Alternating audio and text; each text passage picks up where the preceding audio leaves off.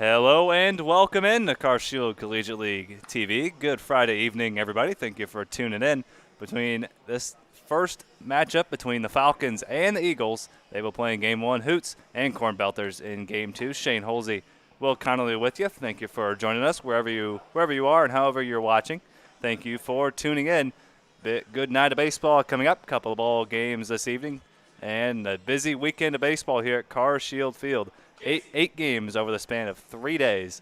This is the first here on this Friday evening. We were off last night, but we're back here this evening on a hot Friday evening. Get used to hearing that. It's going to be hot these next couple of weeks, but we'll be here bringing you all the CarShield Collegiate League action. We'll take you through the starting lineup first for the Eagles. Kenny Piper leads things off. He's in left field. Noah Jacobson, the shortstop, hits second. Peyton Leeper, the second baseman, hits third. Ole Arnson, the first baseman, will hit fourth. John Stalkup, the catcher, hits fifth. Justin Eads in right field, he hits sixth. Steven Randazzo hits seventh. He's at third base. Hamilton Anderson, the designated hitter, will hit eighth. And rounding out the order for Forrest Herman's 2-2 Eagles squad is the center fielder Jalen Jones. That's the lineup for the Eagles. Take you through the lineup for the Falcons. Alex Hoff will lead things off. Mark Vealing is at short. Wade Stouse is behind the plate. David Olenek is in left field. He hits fourth. Michael Long hits fifth. At first base, Ian Hickman, the designated hitter, hits sixth. Brandon Ohm, the third baseman, hits seventh. Colin Parrish hits eighth. He's in right field. And Nick Hoffman is at second base. And they will go to work against the right-hander out of the University of Missouri, Ben Peterson. The first pitch is fouled away, or rather hit into right field on the first pitch. Justin Eads is underneath it. On the mound for the Eagles this evening, Jackson Sigmund, the former River City Rascal. Pitched for the Rascals last season, now pitching for Forrest Herman's Eagles here this evening. So a first pitch out off the right-handed swinging Alex Hoff, and that brings in the shortstop out of the University of Missouri, Mark Veerling. So I got my home and away teams mixed up last time these two teams played. It was flip-flop, so my apologies on that. Falcons the away team here this evening. Eagles the home team. It's the other way around the last time these two teams played. Eagles coming away with a 7-2 victory. The Falcons' only loss so far this season coming at the hands of the Eagles. So they will look to avenge their only loss. They're at 3-1. Eagles at 2-2 coming into play here on a warm Friday evening here at CarShield Field. And a check swing from Veerling, and he went around for strike two. So one pitch out from Alex Hoff, a fly ball to right field. And now the shortstop Veerling in an 0-2 count against the right-hander Jackson Sigmund.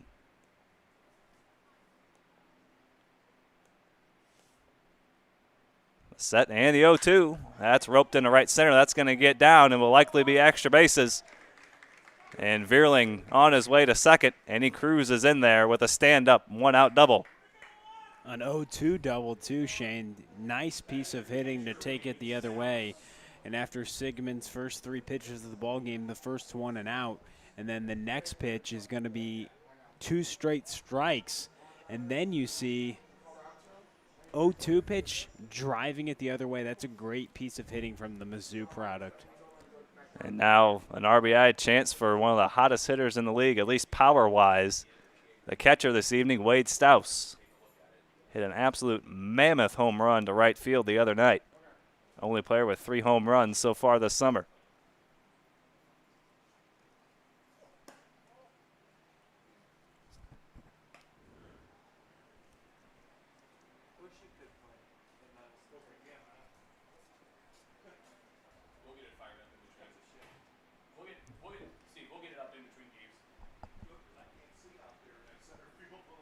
Four hits and 14 at-bats for Stouse. 3 of those coming via the long ball.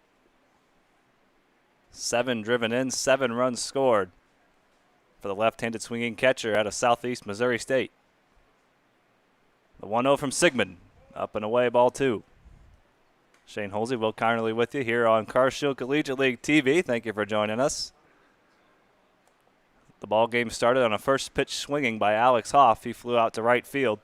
And then Mark Veerling on an 0-2 count with a double to right center. That pitch misses away as well. Sigmund working very carefully to the catcher, Staus, and rightfully so. 3 home runs, Shane, already this season. All 3 of his hits this summer have been home runs. And he walks on 4 pitches, so he reaches base, and now the double play will be in order. And that brings in the left fielder, David Olenek. 1 for 12 for him so far on the summer, with a run driven in.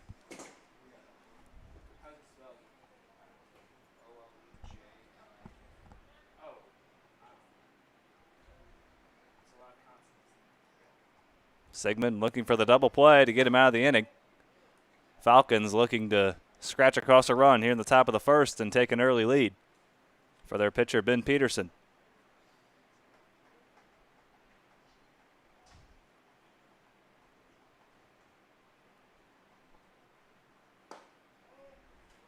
That misses for ball 2. 6 straight balls from Jackson Sigmund, former West Virginia Mountaineer and former River City Rascal last season.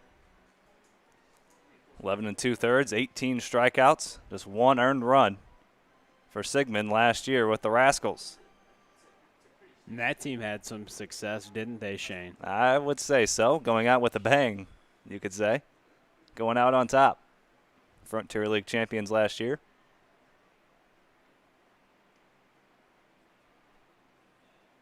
And that's chopped to third. And a 5-4 won't go to first. Steven Randazzo on to Peyton Leeper at second for out number 2, and Leeper holds on to it. So now runners on the corners and 2 away for the first baseman, Michael Long. So Staus is retired on the fielder's choice for out number 2. He trades places with David Olenek, and Vierling moves over to third now with 2 away.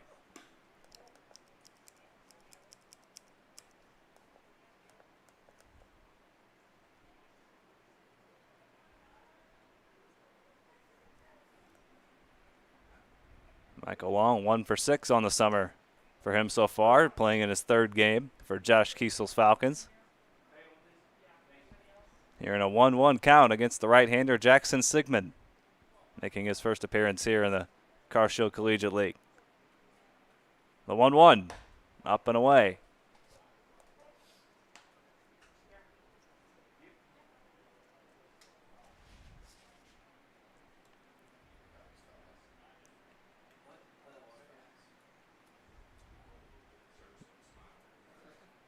A good breaking ball there from Sigmund, and now he's 1 strike away from working out of this first inning unscathed.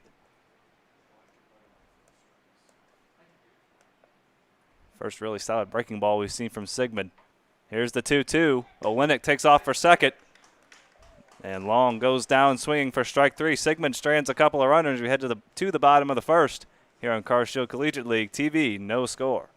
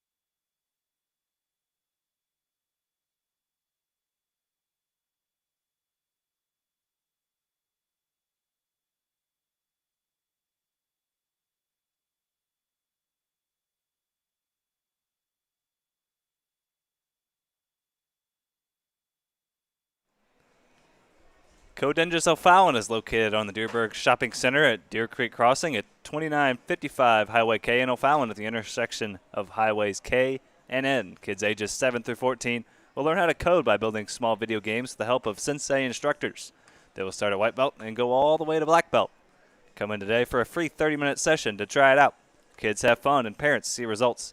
Head to codeninjas.com/mo-o'fallon or call 636-851-9634 to get started. That's codeninjas.com/mo-o'fallon or call 636-851-9634.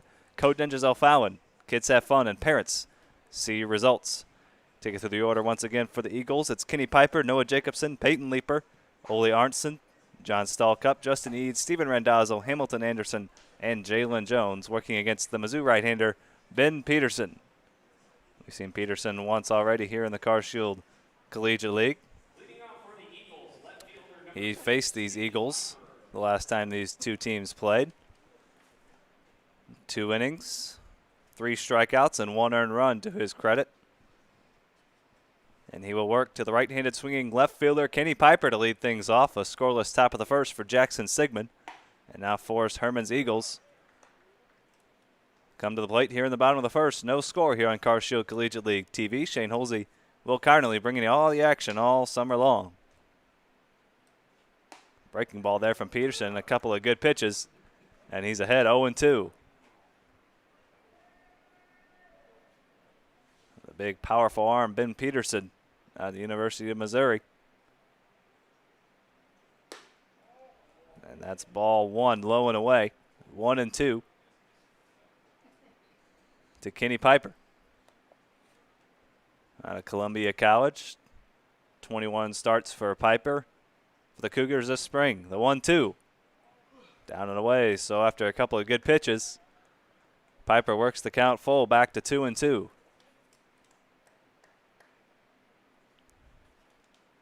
A 2-2 from Peterson. Breaking ball, chopped foul.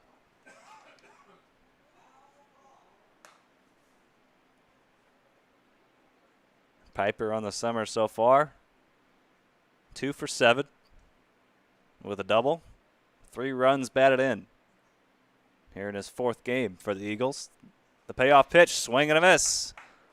Peterson notches his first K, and it's a swinging strikeout of Kenny Piper.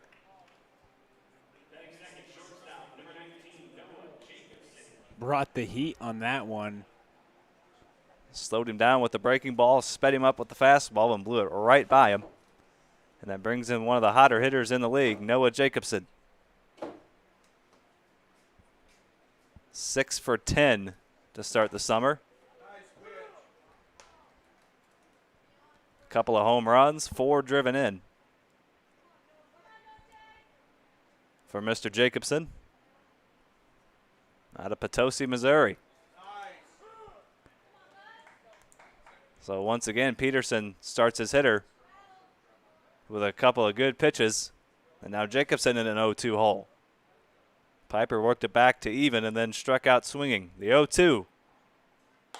He went upstairs with the fastball, 1-2. Now see if he goes back to that breaking ball. He tries to throw another fastball right by him.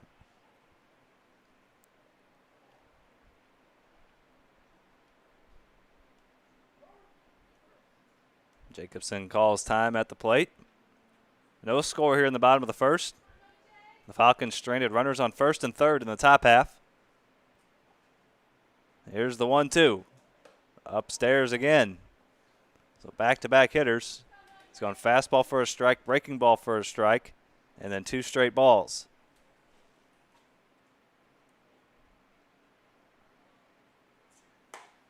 Now upstairs once again. So Jacobson has worked himself into a more favorable count here, 3-2. The second baseman, Peyton Leeper, on deck. And a full count walk as Jacobson reaches first. So after 2 straight strikes, 4 straight balls, and a good at-bat for Jacobson to get on base. Second walk on the summer for him. And now the second baseman, Peyton Leeper, 4 for 11 on the summer, 364 batting line.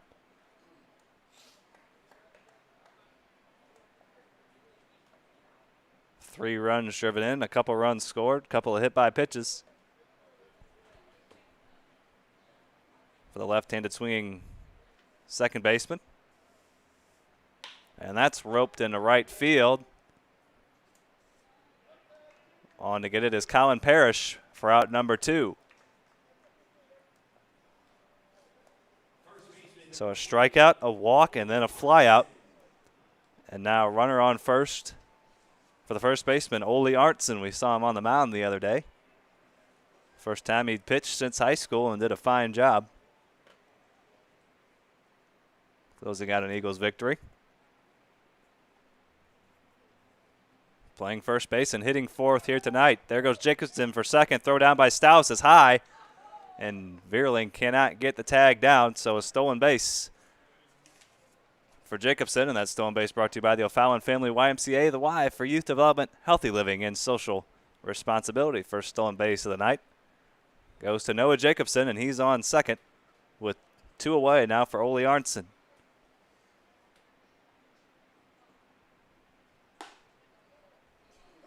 There's strike 1 on the outside corner. Peterson comes back to even the count. Arntzen 1 for 8 so far on the summer. Couple of runs driven in. That one hit was an absolute rope to the right center field gap. Breaking ball outside.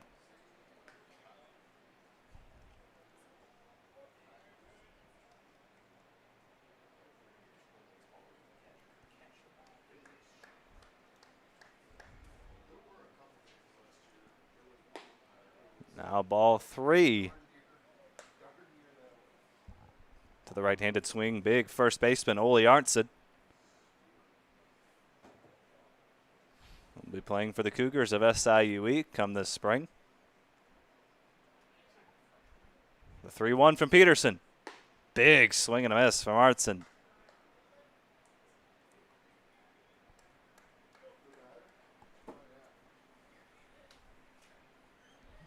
Arntzen, formerly of Wabash Valley Community College, had a torrid spring.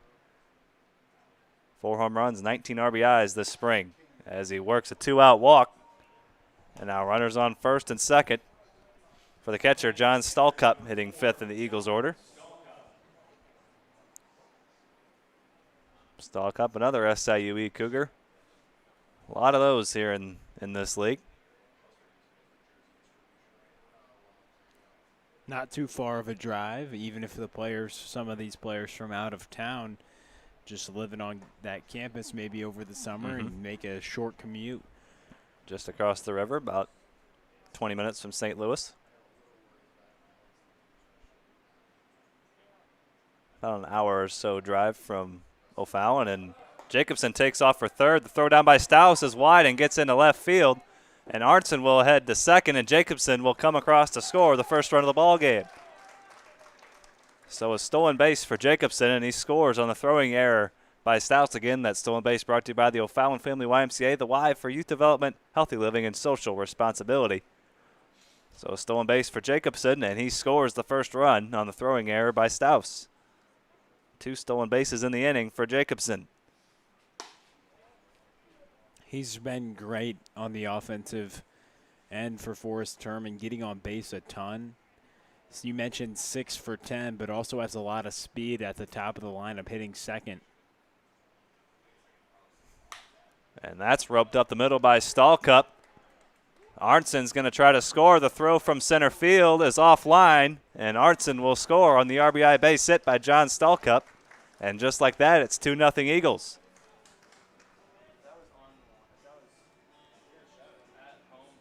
Nice. Alex Hoff had a chance at the plate to get Arntzen at the plate with a good throw, but the throw was up the line. Nearly hit Arntzen as Arntzen scores the second run of the ball game. Good piece of hitting right there, putting it right back up the middle against the Mizzou right-hander. John Stallcup knocks in one of his teammates. One of his teammates at Southern Illinois University, Edwardsville. Stallcup's first RBI of the summer. Now 3 for 10, and that brings in the right fielder out of Quincy University, Justin Eads. So 2-0 Eagles. Noah Jacobson scored on the throwing error by Wade Staus. And now Arntzen scores on the RBI base hit by Stallcup.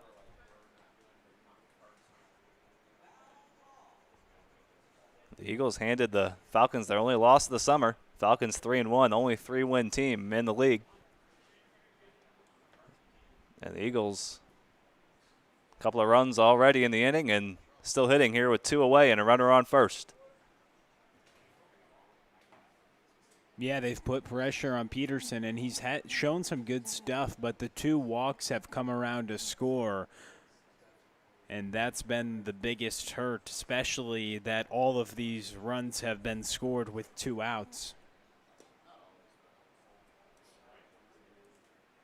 And the way Peterson started the first couple hitters, you'd think he was going to cruise through this inning, but the Eagles have had something to say about that.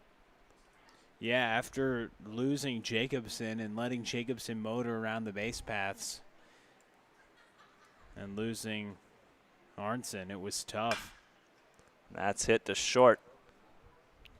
Back to take it is Veerling for out number 3, but the Eagles the Eagles played a couple of runs. We head to the top of the second. 2-0 Falcons coming to bat here on CarShield Collegiate League TV.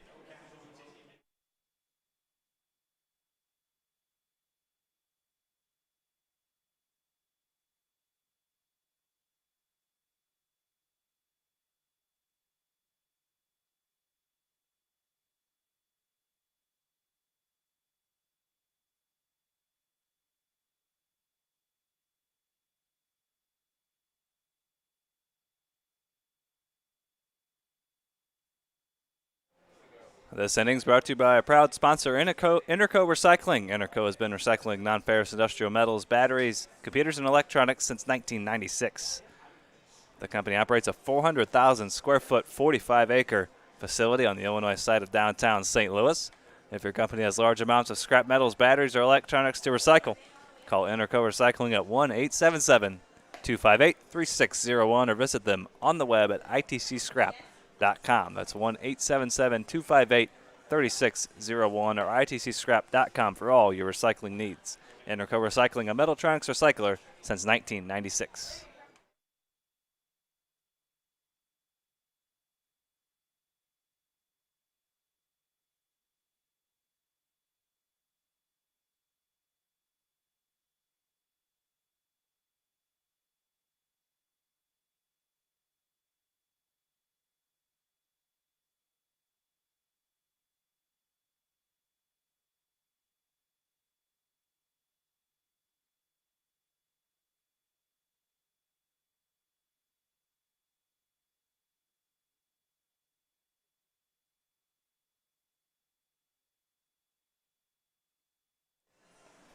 After working a scoreless top half of the first, Jackson Sigmund back out for a second inning of work.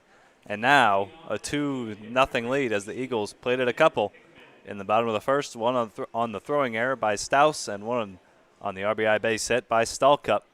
A nice piece of 2-out hitting by the Eagles catcher. And leading off the top of the second will be the designated hitter, Ian Hickman, 6, 7, and 8.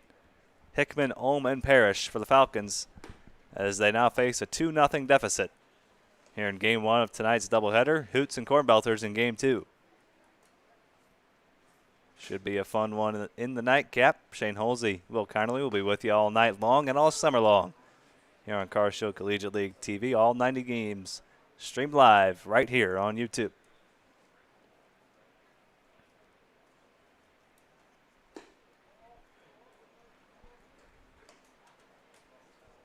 A 2-1 count to the Falcons' designated hitter this evening, Ian Hickman.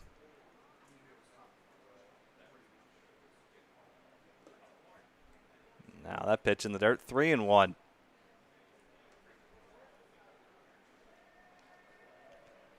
That slider just getting away from him, just pulling off a little bit, but it has really good movement. Big fastball there from Sigmund. He works in the low 80s, right around 90 miles an hour. They blew that one right by Hickman.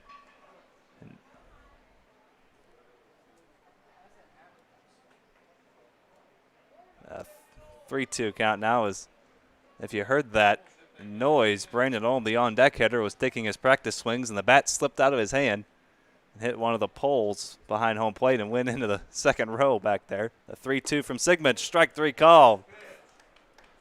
Second strikeout for Sigmund. And Hickman goes down. That's the breaking ball he wants right there. Good action that kind of starts at a right-handed hitter's hip. Then you say, oh, hey, I'll take it. It'll be inside, and then it just scoots away to the corner. That was a perfectly placed pitch right there. Good bounce back after spiking the last breaking ball he threw. He went with it again here on the first pitch to Brandon Ohm. And a lot of times we see those great breaking balls. They happen in counts where you have to throw them for a strike because you're not trying to do too much on a breaking ball. And sometimes when you're early in the count, like the first two pitches of this at-bat, you feel like you have to make that perfect pitch on the breaking ball. But a lot of times you see when they're getting over for strikes, that's when we see the best action on them. There's a good fastball in the inside corner, and Sigmund will try to work the count even here to Brandon Ohm. 0 for 4 so far in the summer for him. Has reached base 3 times via the walk.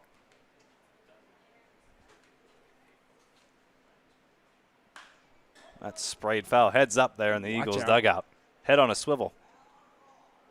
And with the breaking ball, back to the point, I'm not saying there's not a time and a place to bury it, but when you can see a pitcher forcibly kind of pull off it, it feels like they're trying to do too much. And I know because I've been there in that situation when you can kind of just trust your stuff and stay on that drive. That one's sprayed foul. Yeah, you try to almost be too perfect. As a pitcher, you want to try to hit your spot, but you don't want to be so focused on it that you forget to throw it. You want to throw that pitch as hard as you can and make it look like a fastball out of the hand and then just have it drop off the table. Right, and you can't force the break. The break will come from good grip, good arm action, and let your mechanics be the same. And now 3 straight strikeouts dating back to last inning for Sigmund. Second straight looking here to begin the second. And he's doing a really good job of mixing in that breaking ball low and then coming back with good running fastballs. This right-hander, like you mentioned, upper 80s, low 90s, has a ton of run on the fastball, but then also has something that runs away from the right-hander and a great breaking ball. So it'll be interesting to see how he approaches the lefty. And also works from the third base side of the rubber and has almost a 3/4 delivery. So if he's facing right-handed hitters, it's even that much tougher to pick up the baseball. Yeah, and he's looked impressive, these last 2 hitters. And that breaking ball, when he can throw it for a strike, he's very hard to hit. And he can also show that he'll bury that with 2 strikes as well. There's another one. He's thrown 3 straight breaking balls. Yeah, he's really favoring that slider early on in this game. Maybe he's trying to work on something. Maybe he knows, hey, this is the pitch I have today. Many factors.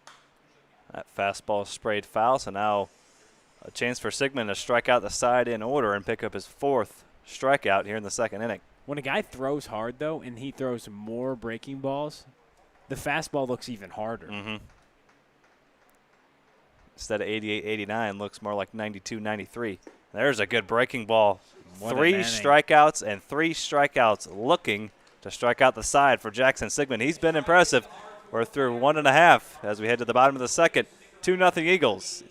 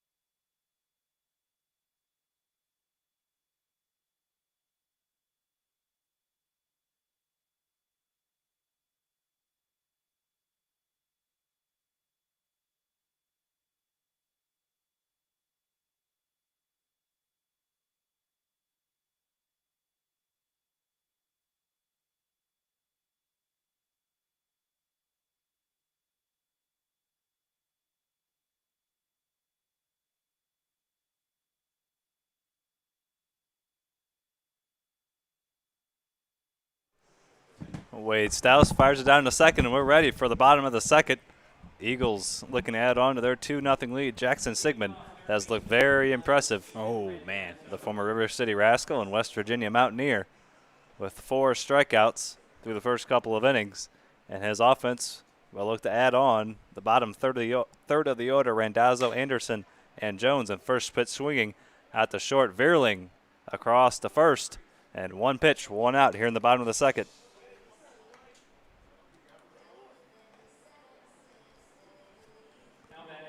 So Ben Peterson now back out for his second inning of work. Couple of runs in the top, or in his first inning, in the bottom of the first.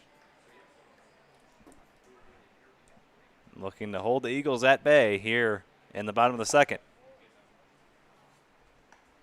And you mentioned Sigmund. He's pretty comfortable pitching at Carshield Field. And we talked about it earlier, former River City Rascal. As that's ripped down the first base line and fair as it caroms off that wall, and Anderson a wide turnaround first. But he'll hold there with a 1-out single. Anderson now 2 for 7 on the summer. And that brings in the 9th place hitter, Jalen Jones.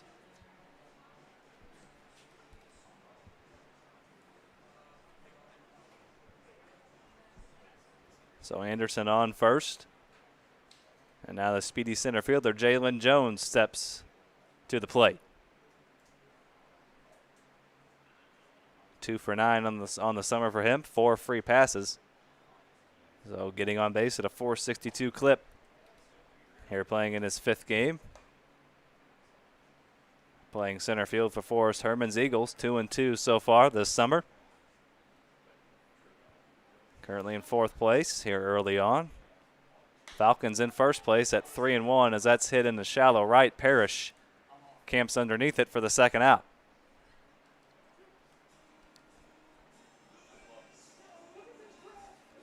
So the ground out on the first pitch by Randazzo, the base hit by Anderson. Fly out by Jones, and now 2 away for the left fielder, Kenny Piper.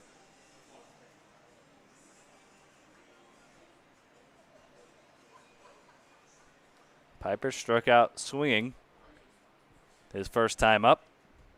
Peterson's only strikeout so far. First pitch, a fastball up and in, and Piper swung right through it.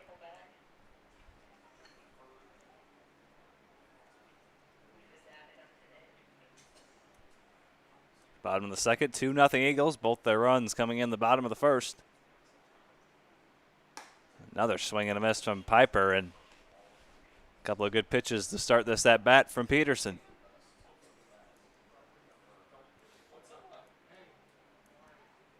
So we saw Austin Trosser getting loose in the Eagles bullpen. We'll most likely see him in the top of the third. The electric right arm of Austin Trosser. He's been one of the more impressive hurlers we've seen. Likely see him in the top of the third as Piper looks at that one. Away, 1-2. You talk about that, the Eagles pitching. Sigmund really did impress today, so interesting to see the former pro arm come out and showcase his stuff. And a big swing and a miss. Piper has gone down swinging twice. 2 strikeouts through a couple of innings for Ben Peterson. We're through 2. We send it to Will Connerly for the 3rd inning right after this on Carshield Collegiate League TV.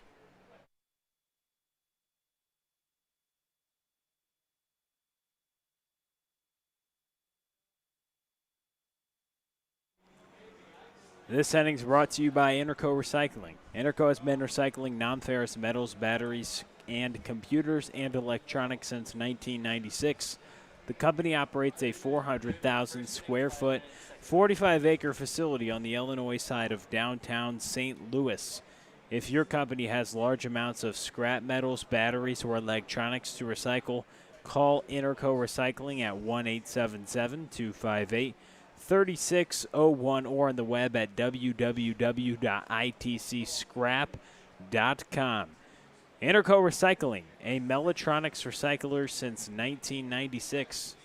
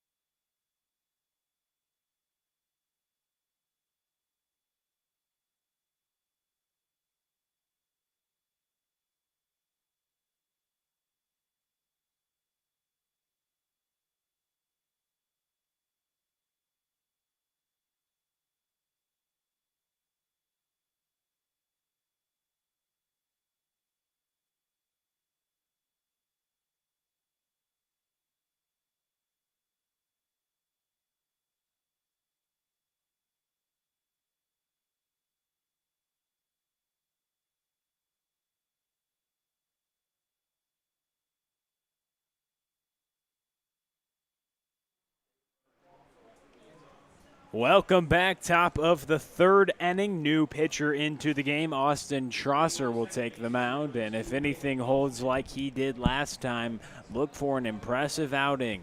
The young right-hander went 2 innings, struck out 5, and threw 6 up, 6 down, just 1 hitter to put it in play against the electric arm of Mr. Trosser, who now takes the mound and will face Nick Hoffman, and then it will flip back over to the top of the order, and Alex Hoff and Mark Vierling due up for the Falcons, who trail 2-0 here in the top of the third inning. First pitch missed low to Trosser. By Trosser, throwing it to John Stallcup, the backstop. Today for the Eagles, the 1-0 pitch is popped away foul, a ball and a strike. And we talked about some impressive arms in this league so far. Austin Trosser definitely atop that list, featured 3 pitches for strikes last time out on the mound. As this ball is chopped to the left side, coming up on is Randazzo, but it is mishandled by the third baseman, and runner will reach via the air. And now that brings up Alex Hoff. So the Maryville infielder gets on base, and now a Maryville outfielder coming to the dish, the center fielder Alex Hoff.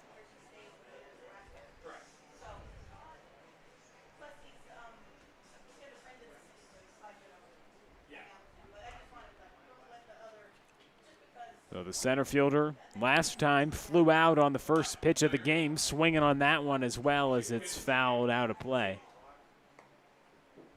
A 2-0 lead for the Eagles. Falcons get a runner on to start this inning. Now top of the order, Alex Hoff. We'll see what he can do against the talented right-hander for the Eagles.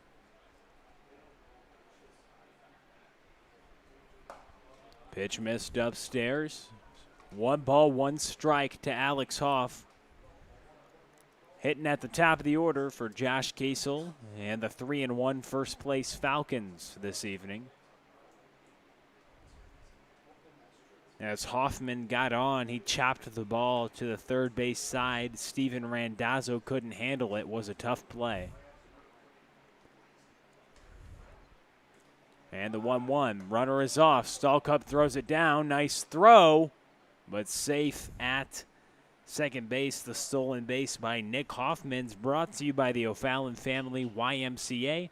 The Y for youth development, healthy living, and social responsibility. So Alex Hoff at the plate, number 21 in a 2-1 count. Facing off against Trosser, the pitch, and called on the corner for a strike. Nice job to locate that glove side outside fastball by the right-hander. Now 2 balls and 2 strikes here in the top of the third inning. How about Pat Evers at Maryville bringing in Alex Hoff and Nick Hoffman? I wonder if there's any confusion ever with the couple of Saints. Well, there might be some confusion by the broadcasters, Shane Holsey. I don't know about that one. I got him down. We do got him down in the scorebooks here as Trosser delivers. This pitch is ripped. A diving play. And a great play to keep it in the infield by Noah Jacobson. But the infield single will let Hoff get on, but wait to lay out and at least keep it in the infield and keep the runner Nick Hoffman at second base. No throw and the infield single by Alex Hoff. And that keeps the force play in order at third base as well. Still a double play. And Trosser getting a couple of ground balls, but a couple of infield singles to start this inning. And he just has to bear down and get a couple of more here. Bear down, that is. He faces a tough hitter, Mark Vierling. Ripped an 0-2 pitch into the corner for a double, or into the gap for a double last time up in the first inning. An impressive piece of hitting on no balls and 2 strikes against the talented right-hander Jackson Sigmund. That was the only hit that Sigmund surrendered, was the double to Vierling. Now in the box, and Vierling has impressed early on here in the Car Shield Collegiate League with some outstanding numbers at the plate, Shane. Absolutely been one of the more impressive hitters, starting second baseman for the Mizzou Tigers. And he's he started out with a 5-for-5 game. You can't start much better than that, and he hasn't slowed down all that much since then. Pitch called for a strike by Chaucer. Chaucer, a future Missouri Tiger, facing a current Missouri Tiger. And Mark Vierling, the two kids will be teammates next fall at the University of Missouri, both competing in the SEC. A swing and a miss by Vierling, so Chaucer gets Vierling swinging, and now that will bring up Wade Stouse. You'll probably see a lot more Vierling-Trosser matchups in those inter-squad scrimmages. Definitely. If they're on different teams. So a lot of these guys in here, Halverson, Peterson, Mann, Vierling, a lot of these guys probably knowing and getting together. Those inter-squads can get interesting. We saw some MLB teams yesterday with some inter-squad games. Those were pretty interesting. Yeah, and those are the times now that they're kind of having to evaluate their talent after the layoff, kind of this MLB camp. You see these inter-squads, and teams are just kind of like in college. That's kind of why when you compete against your teammates, you're kind of just competing for a spot on the team. And same thing they're doing in the MLB as this pitch is missed low as Wade Stouse now in a hitter's count. Like I said, it has almost more of that college baseball atmosphere where you maybe have a couple of media people there, and that's about it. Oh yeah, that's another thing.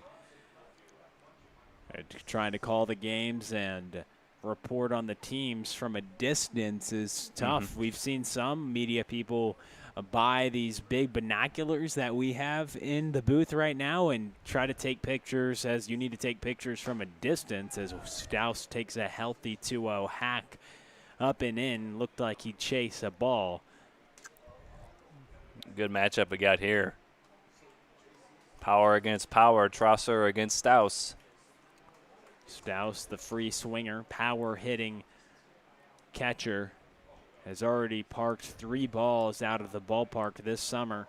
We'll see what he can do here. Swing and a miss. So now 2 strikes for Trosser. Runners on first and second. Nick Hoffman started off this inning, chopped a ball to the third base side, but reached first base. Alex Hoff got on via the infield single. It was stopped by the shortstop, Noah Jacobson. Actually a pretty nice play to keep it in the infield, but single nonetheless. And then Chaucer struck out, Vierling swinging. Now a 2-ball, 2-strike count. Pitch missed low, it runs full. Good matchup here. The count is full, and David Olenek on deck, the left fielder. Chaucer getting the signs from Stalkup.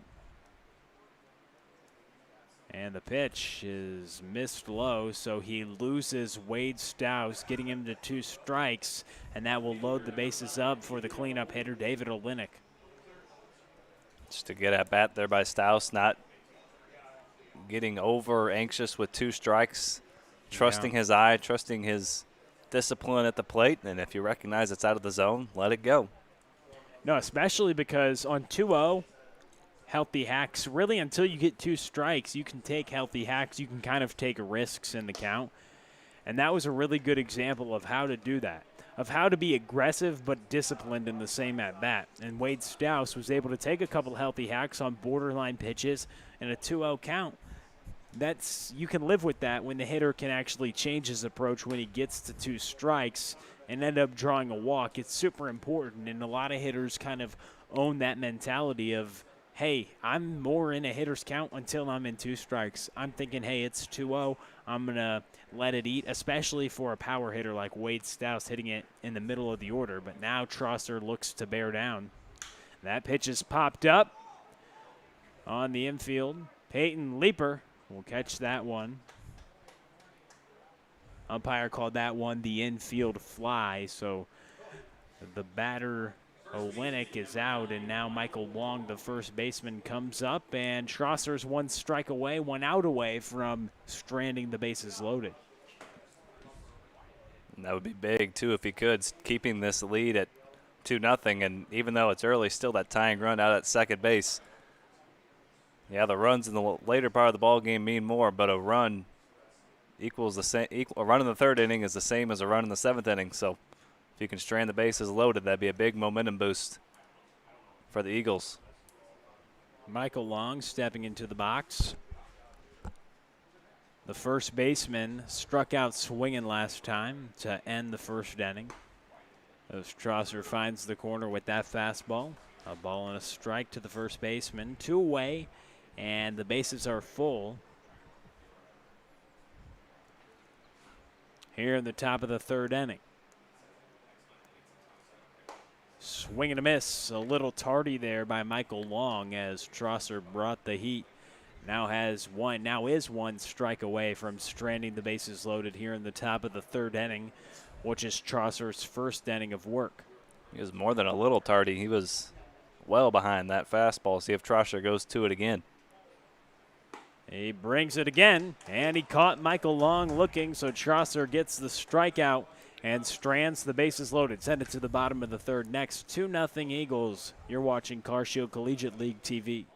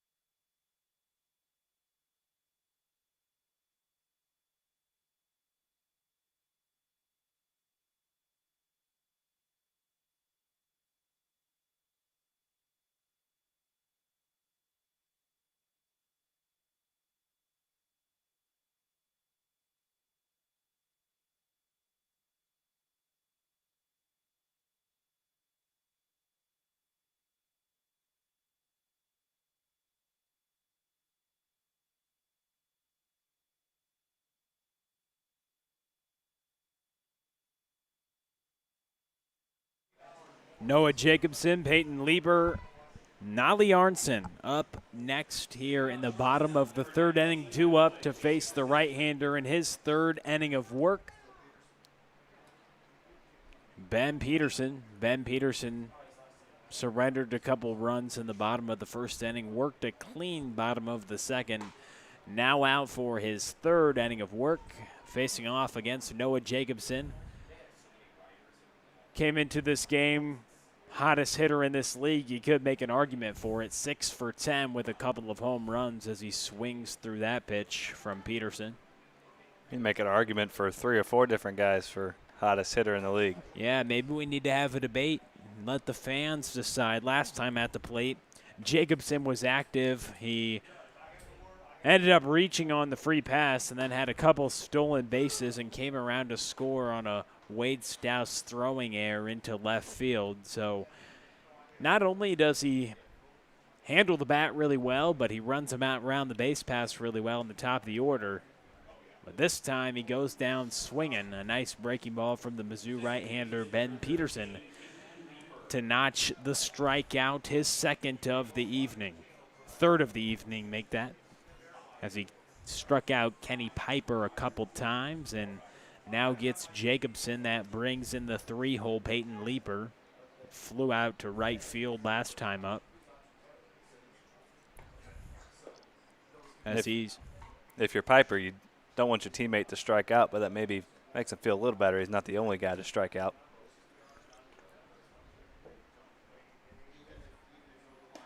As that pitch misses low. Peyton Leeper, 0 for 1, flew out to right.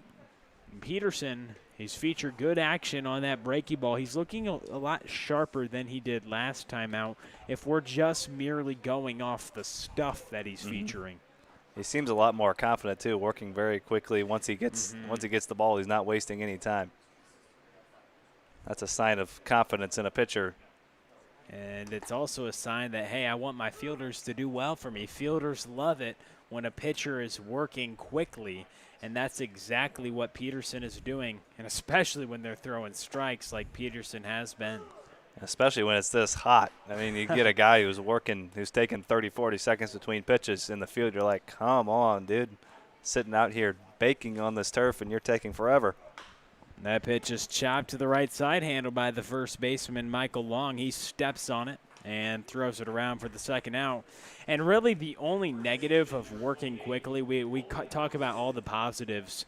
You know, it keeps your fielders engaged. It actually shows you have confidence. I'd say the only negative is, hey, maybe the pitcher doesn't get a break and he's a little tired. But if you have good conditioning, and likely the right-hander does, the Division I athlete, and you can tell as this ball's chopped to the shortstop, thrown over.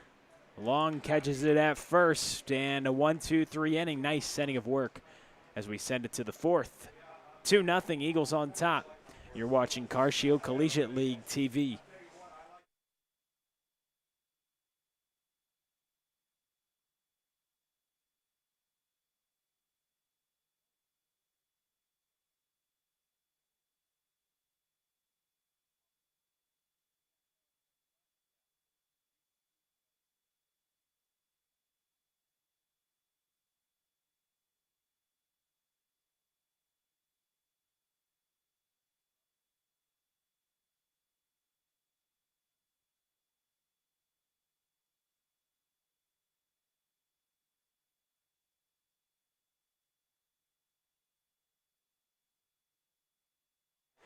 This inning's brought to you by Interco Recycling. Interco has been recycling non-ferrous industrial metals, batteries, computers, and electronics since 1996. The company operates a 400,000 square foot, 45-acre facility on the Illinois side of downtown St. Louis. If your company has large amounts of scrap metals, batteries, or electronics to recycle, call Interco Recycling at 1-877-258-3601 or on the web at www.itcscrap.com. That's www.itcscrap.com. Interco Recycling, a Mellotronics recycler since 1996.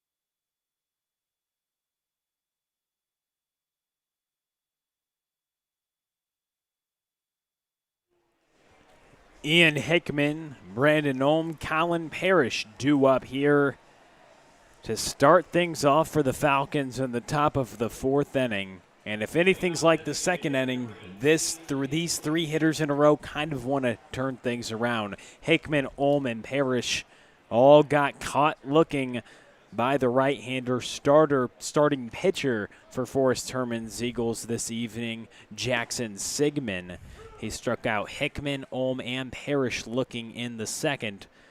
And now they'll start things off here in the top of the fourth, but this time it's Trosser on the mound back in his second inning of work. That ball hit right back up the middle, and the designated hitter gets on via the single to center field to start things off for the Falcons. And Trosser almost stuck that bare hand out there and tried to snag it, but pulled it back at the last second, probably wisely so. Saving a base hit isn't worth a broken hand. At least you don't think so. For a pitcher's throwing hand at least. Runner on first is Ian Hickman. Brandon Ohm. So pitch missed upstairs. A broken, Shane, probably a broken anything. Not worth it for you? I mean, broken bones aren't fun. No one said they were. I'm not disagreeing. Pitch by Trosser missed to number 22, Brandon Ohm, the third baseman.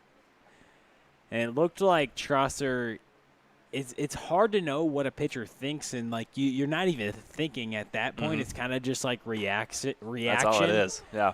But some of that intrinsic reaction is kind of like, oh, there's a ball coming very quickly at me. What do I do? So who knows? All that happens in about a tenth of a second. Right. And a lot of times if it's right at you, it's like, oh, it's a great play. It's like, no, you put your glove up there because you really didn't have another option. And then you look at other things, and it's like the poor Yankees pitchers who have to face Aaron Judge and Giancarlo Stanton. And did you see what happened to Tanaka? Yeah. I took a comebacker that was 113 miles per hour back at the pitcher. So those can kind of get tough, and those kind of get to the point where a reaction wasn't even possible. And there's been some scary things. Aroldis Chapman a couple spring trainings ago, I believe, as the runner goes, Stallcup throws it down, but the bag is swiped. That's a stolen base brought to you by the O'Fallon Family YMCA. The Y for Youth Development, Healthy Living, and Social Responsibility. Brandon Ohm will reach on the free pass. Hickman gets to second base, and Colin Parrish comes into the box. So the right-hander works with nobody out.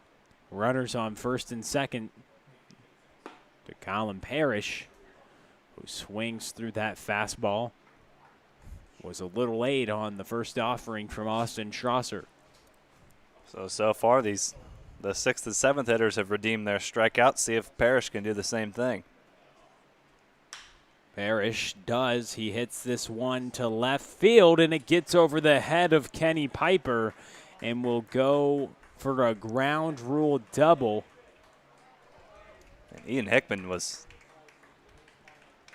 hustling around the bases. Not sure he knew that ball went over the wall. Hickman was dead sprinting. He does get a run out of it, so the Falcons now cut the deficit.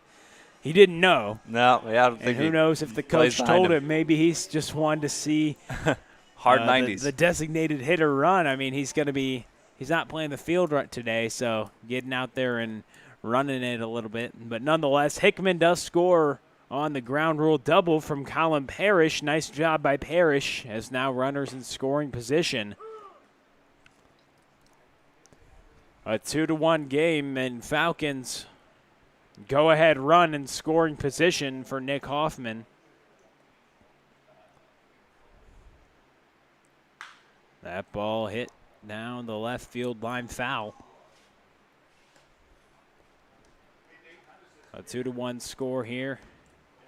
And the top of the 4th inning for Josh Kiesel's first place Falcons. They surrendered 2 runs in the bottom of the 1st inning. But now trying to inch in back into this game. And they're right there with the go-ahead run in scoring position. Trying to earn a couple runs back for starting pitcher Ben Peterson. And the second baseman Nick Hoffman in the box.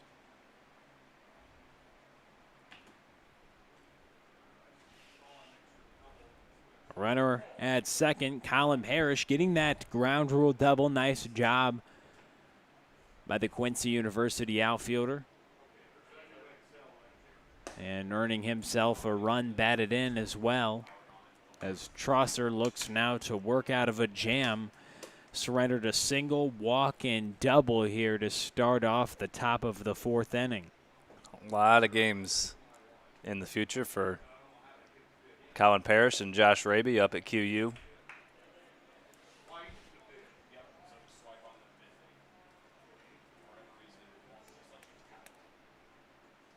Thank you for joining us here on this beautiful evening. It's a little hot, but we just like to call that baseball weather. When you walk outside, you start to sweat within a few minutes, and especially come out here to Carshield Field on the turf. But if you're staying hydrated at home, watching us from the friendly confines of your living room, car, work desk, wherever you are, we hope you are staying hydrated in that air conditioning, or even if you're outside, wherever you are, like Shane likes to say, and however you are, we are glad you're with us as Trosser gets a huge strikeout, looking for the first out of the inning. Nick Hoffman goes down, staring at the third strike. So now 1 away and 2 runners on. And Alex Hoff, the leadoff hitter, comes up. He's 1 for 2 with a single. It's a big strikeout there for Trosser to get an out before you get back to the top of the order. Don't want to load the bases with nobody out. So the right-hander comes set. A couple runners on. Good block there by John Stalkup to at least get some catcher's gear on it as it bounces to the side, and he keeps the baseball within the vicinity to not allow the tying run to score, who's at third base. In the form of Brandon Ohm, Colin Parrish at second. 1-0 pitch upcoming. Misses low. Now 2 balls and no strikes to Alex Hoff. Alex Hoff, Maryville University athlete, playing center field today for Josh Kiesel. Hitting at the top of the order. He's 1 for 2 today, singled back in the 3rd inning.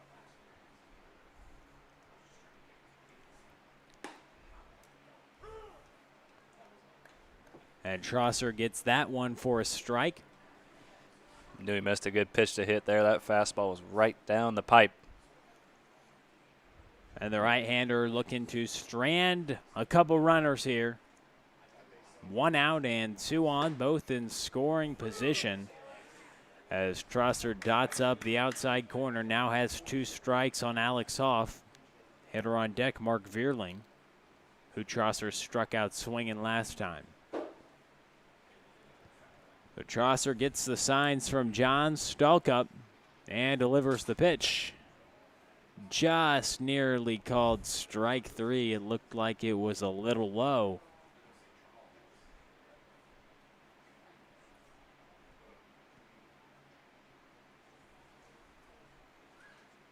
A good battle at the plate here.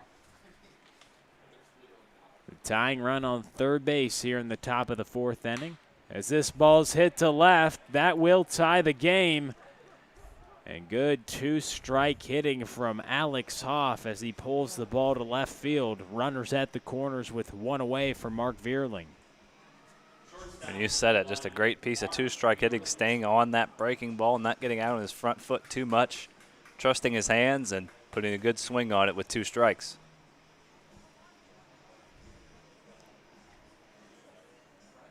Colin Parrish had a RBI ground rule double. Now advances to third base on the single from Alex Hoff, who Alex Hoff drives in Brandon Ohm. And we're all knotted up at 2-2 here in the top of the 4th inning. Trosser comes set, and this ball by Vierling's first offerings popped into shallow right field. And the second baseman makes a nice play. Peyton Leeper backtracking all the way to right field to get that ball. Alex Hoff thought there were 2 outs. He's doubled up at first. Yeah, a mistake on that play as Alex Hoff gives Trosser a free out. So Vierling pops up to Peyton Leeper on the first offering, and Alex Hoff is doubled up. He was taking off once the ball was put in play. He was already at third base before he realized there was only 2 outs. So we send it to the bottom of the 4th, 2-2 ball game as the Falcons played a couple runs. You're watching Carshield Collegiate League TV.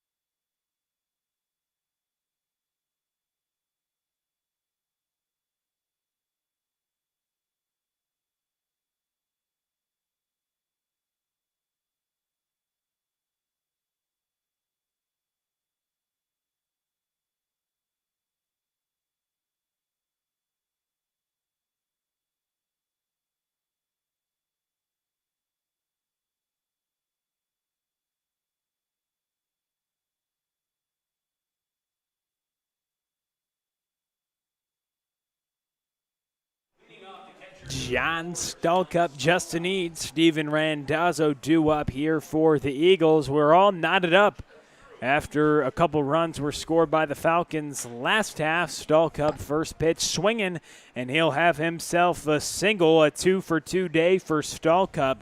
He had an RBI in the first inning as well, so nice first couple at-bats for the Eagles catcher.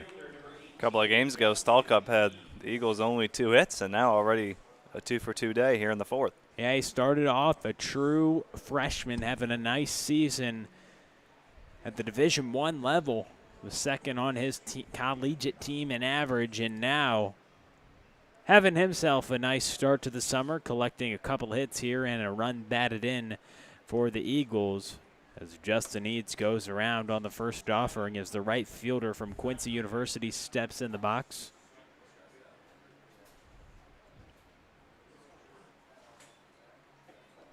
John Stallcup, like we mentioned, the true freshman from Webster Groves, was having a nice campaign at SIUE this past spring, as now it's an 0-2 count. Ben Peterson out here in his 4th inning of work as we're in the bottom of the 4th 2-2 game. 2 runs scored by the Eagles in the bottom of the 1st, but the Falcons finally got on the scoreboard last half inning, plating a couple runs in the top of the 4th. It was a Colin Parrish RBI double and an RBI single by Alex Hoff for the Falcons scoring. Pitch missed low. Peterson went to the breaking ball, but Eads lays off as it's now 2 balls and 2 strikes to the right-handed hitting outfielder. Eads takes strike 3 on the corner. Now bring up Steven Randazzo, 1 away and 1 on for the third baseman. Third baseman, number 9, Steven Randazzo.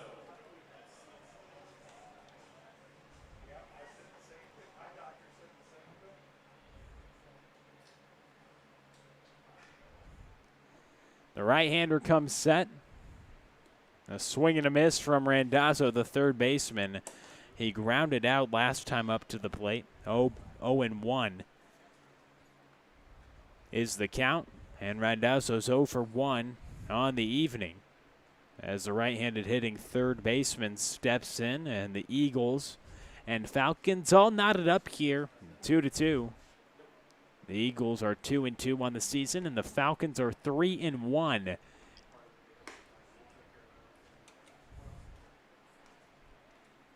So the winner of this game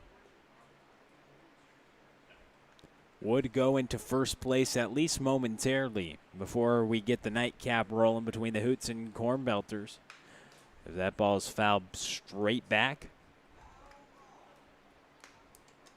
Shane Olsey, Will Connerly, Charlie Bornoff here with you on CarShield Collegiate League TV all summer long. 6-team league, 30 games each, all 7-inning games, and we're here for all the action with you. We thank you for all the support thus far. The 1-2 pitch from Peterson, fouled back. Randazzo battling against the Mizzou right-hander, likely his last inning of work here in the 4th inning. As we see some action down in the bullpen as Josh Kiesel getting the pen warm. That pitch is missed upstairs, so 2 balls and 2 strikes. John Stallcup singled to center field to start the 4th inning, and Justin Eads got caught looking last at bat. Now that brings up Randazzo, and a 2-ball, 2-strike count with 1 away. Randazzo holds up, and now that runs the count full, so 3 balls and 2 strikes. 1 out, runner on first is John Stallcup. Hitter on deck is the designated hitter, Hamilton Anderson. That was one heck of a check swing by Randazzo. Not sure how he didn't go around. Good battle here. Randazzo fouls back another ball. If he were to reach base, that'd be an important pitch. He was that close to being rung up. But instead, good strength in the hands to pull that bat back. The right-hander comes set. The full count pitch, a swing and a miss. So strike him out and throw him out. They get the double play as John Stelkup gets caught trying to steal second base, and Randazzo goes down swinging. We send it to the fifth. You're watching Carcio Collegiate League TV.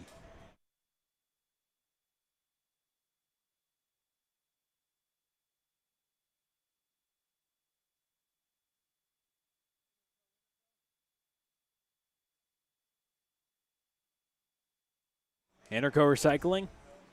This ending is brought to you by Interco Recycling, so we thank you and thank Interco Recycling so much for sponsoring 6 spots throughout the broadcast.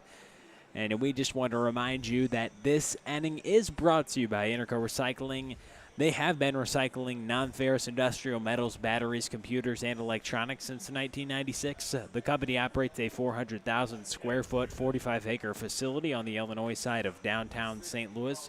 So, if your company has large amounts of scrap metals, batteries, or electronics to recycle, you can just give Interco Recycling a call at 1-877-258-3601. That's 1-877-258-3601. Or you can go to the web and type in www.itcscrap.com. Interco Recycling, a Mellatronics recycler since 1996.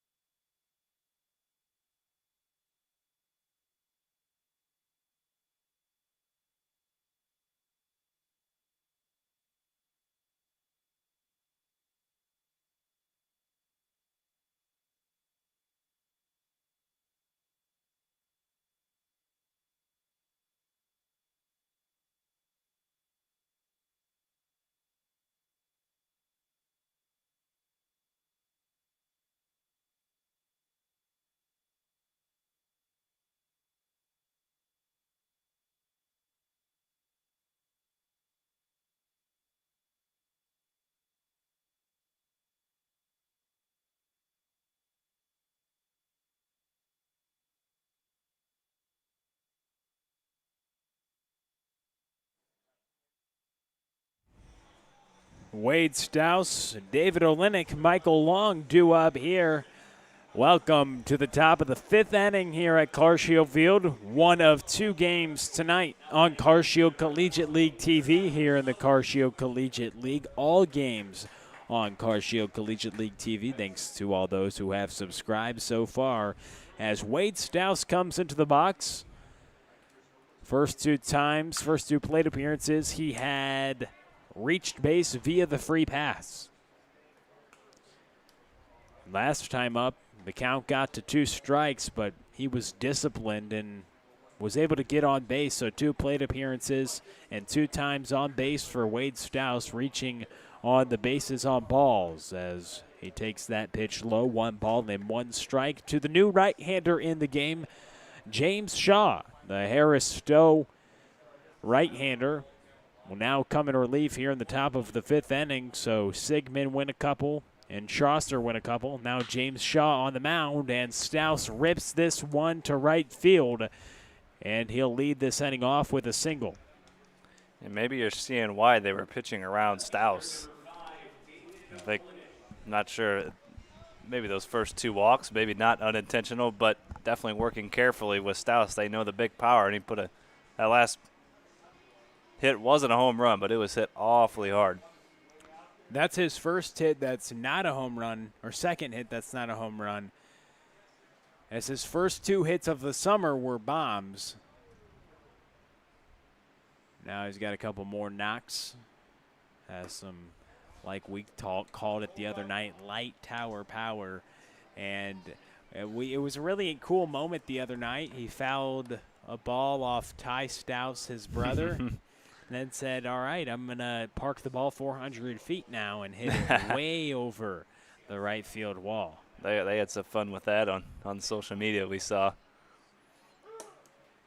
That breaking ball gets in there for a strike as the right-hander James Shaw now working in the stretch after surrendering a single to the first hitter he faces in relief here in the top of the 5th inning. Big spot for Shaw to come in, a 2-2 game as he tries to keep the score where it is and get his team back to handle the lumber. As he throws a nice breaking ball to David Olenek, the left fielder. Reached on a fielder's choice in the first inning and popped up to the second baseman in the third. 1 ball, 2 strikes, and the ball is fouled back to the screen. And fought away a good breaking ball there. Yeah. Stayed on that pitch. James Shaw likes to go to that breaking ball, and we'll see what he wants to do with 2 strikes again. Runner on first is the catcher Wade Stouse. As the infield's in double play depth, the 1-2 pitch. Foul back again, 3 straight balls fouled back to the screen.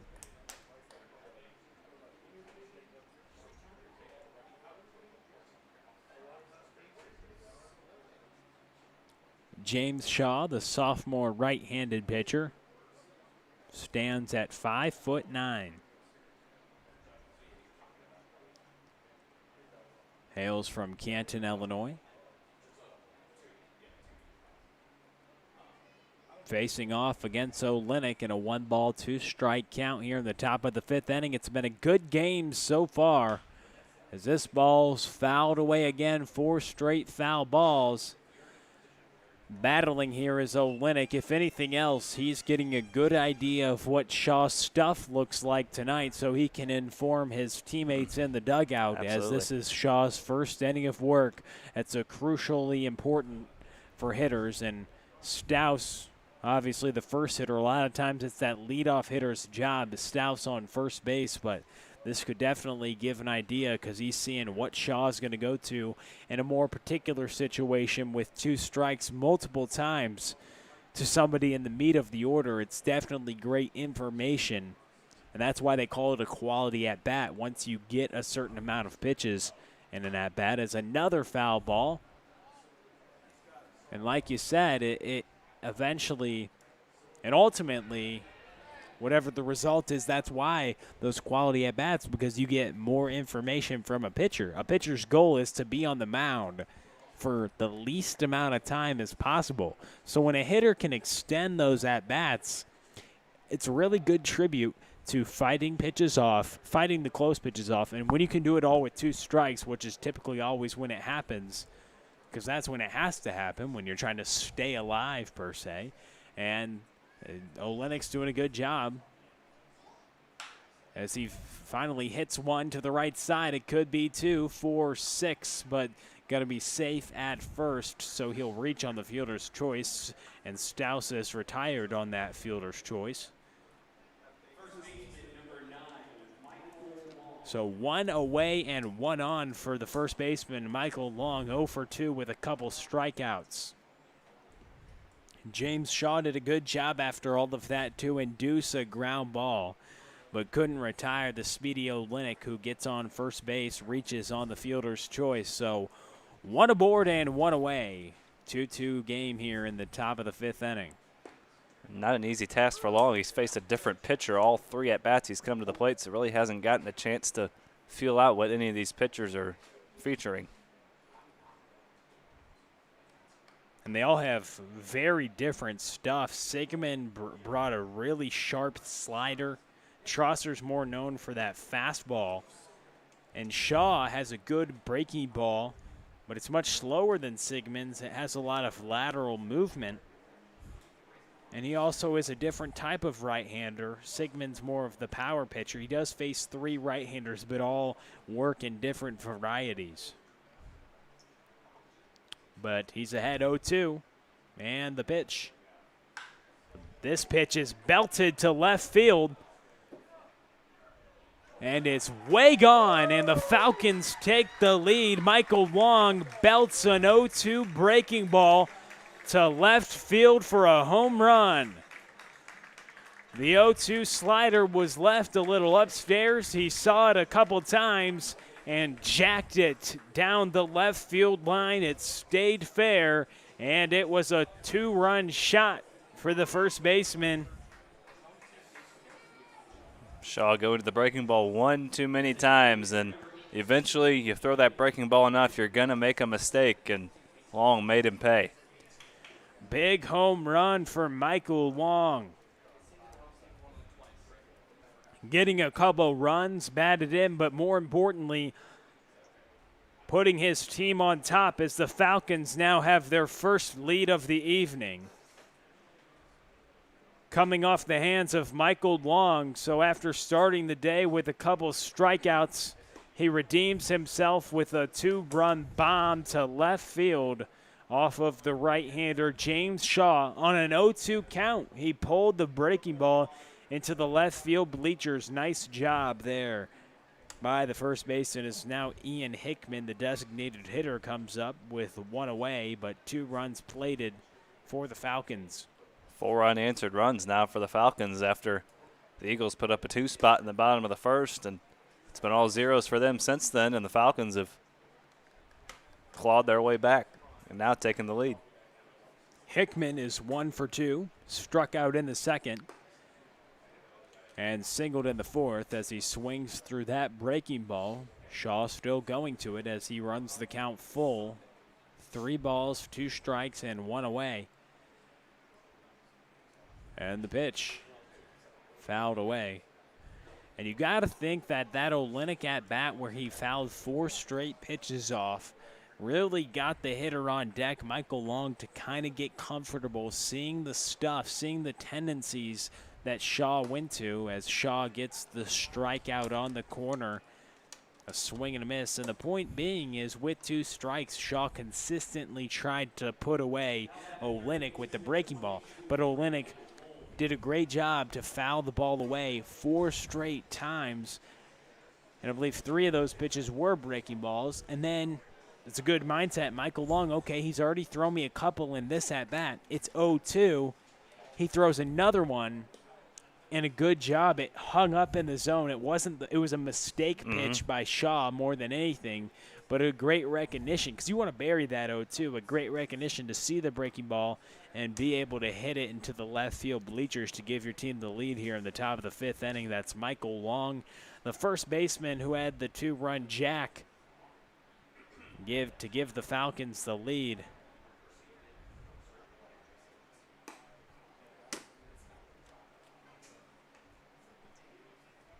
Brandon Olm is at the plate. He's 0 for 1 with a walk and a run scored. That pitch missed low as he draws another walk and reaches base for a second time this evening. Now batting right fielder number 25, Colin Parrish. Now coming up, Colin Parrish. Colin Parrish had a ground rule RBI double back in the 4th inning.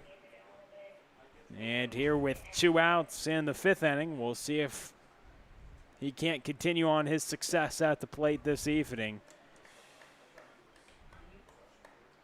He's 1 for 2 with a strikeout looking in the second when Sigmund struck out the side looking and then had that ground rule RBI double to the opposite field as he crushed it over the left fielder's head, Kenny Piper, for a run batted in and a double. And now in a hitter's count, the 8th placed hitter, left-handed hitting outfielder Colin Parrish. The 2-0 pitch is struck to the right side. Peyton Leeper can't corral it. It will go into right field.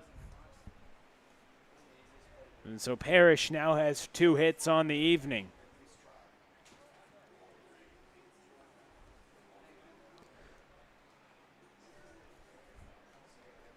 They roll this inning, and we send it now to the bottom of the 5th. 4-2 Falcons. We'll be with you next on Carcio Collegiate League TV.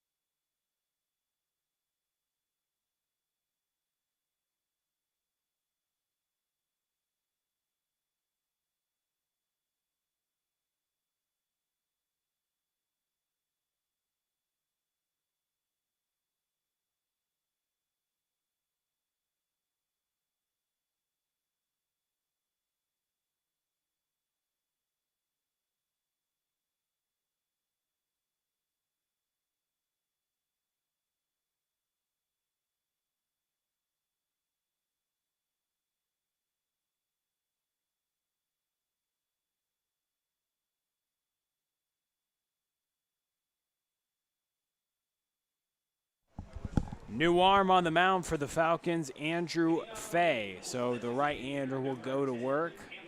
The Indiana Southeast right-handed pitcher will face Hamilton Anderson, Jalen Jones, and then it will flip back over to the top of the lineup in Kenny Piper.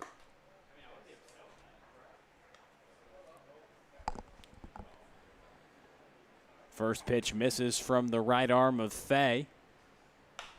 And that ball's sawed off to the left side, foul, a ball and a strike to the designated hitter Hamilton Anderson, who's 1 for 1, singled in the second inning. That's a good job of damage control by Ben Peterson. He gave up a couple of runs in the first inning, but was able to settle in, toss 3 straight scoreless innings, and now Falcons have a lead. Yeah, if you're just joining us, it was coming off of the hands of a Michael Long 2-run home run, which ultimately gave the Falcons a 2-run lead in the top of the 5th inning. If you had some confusion as this ball's hit to left field, backtracking forward is Olenek, and he makes a nice running catch to retire Hamilton Anderson to start off the bottom of the 5th inning. But like I was saying, if you were a little confused about the situation that transpired at the end of last half inning in the top of the 5th, what happened was when a pitcher gets to a certain amount of pitches and the threshold varies on an individual basis based on how many pitches that pitcher can throw, how conditioned that pitcher's arm is, in an effort to keep all the players and pitchers safe in a unique situation, they will roll the innings in certain circumstances. That's only the second time, I believe, we've seen a rolled inning, so it's not something that you're going to commonly see. It's more of a last resort. But that's what they did in the effect of James Shaw. And also it helps teams not let guys throw so many pitches when pitchers, when arms are short in this instance. As this ball's hit to the right side, running in on it is Colin Parrish, but it drops between Colin Parrish and the second baseman Nick Hoffman, and Jalen Jones gets on with a 1-out single.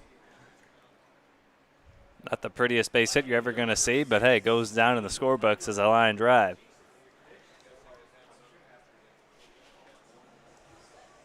You put it down as a line drive? Hey, if you look at the scorebook the next morning, you're not going to be able to tell the difference. Well, the frontal lobe will, in my memory, won't it? If you saw it.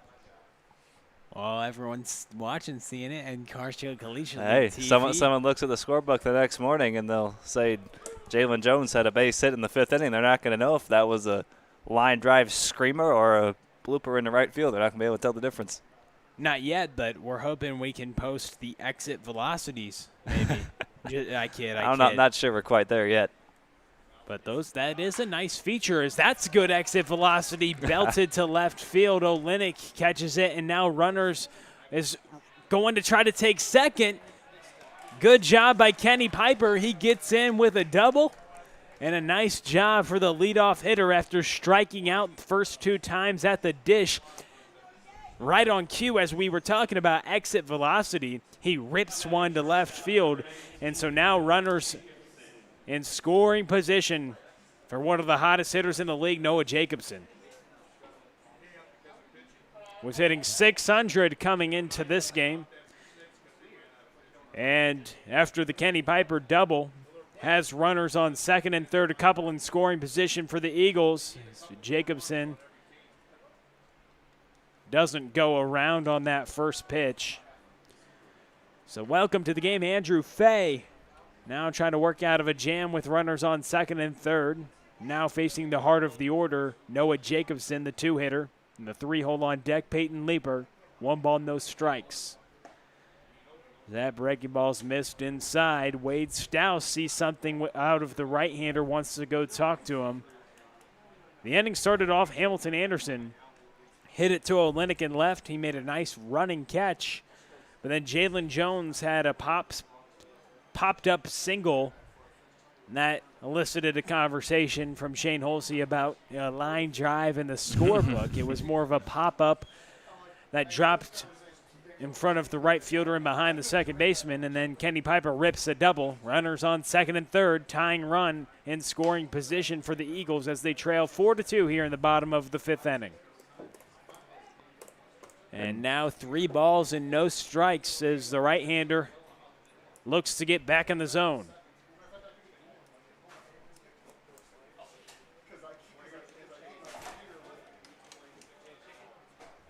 Bases are loaded as Jacobson is hit by a pitch on the 3rd ball, and Shane, that brings up another conversation. My buddy who was roommates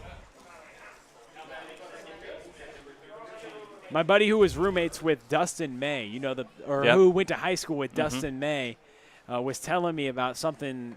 He made a great point to me, and I think he got this from Dustin. He said that when you hit a guy in a 3-ball count, it doesn't go down as a walk. And so a lot of times you'll have the idea, hey, maybe I'll just plunk him.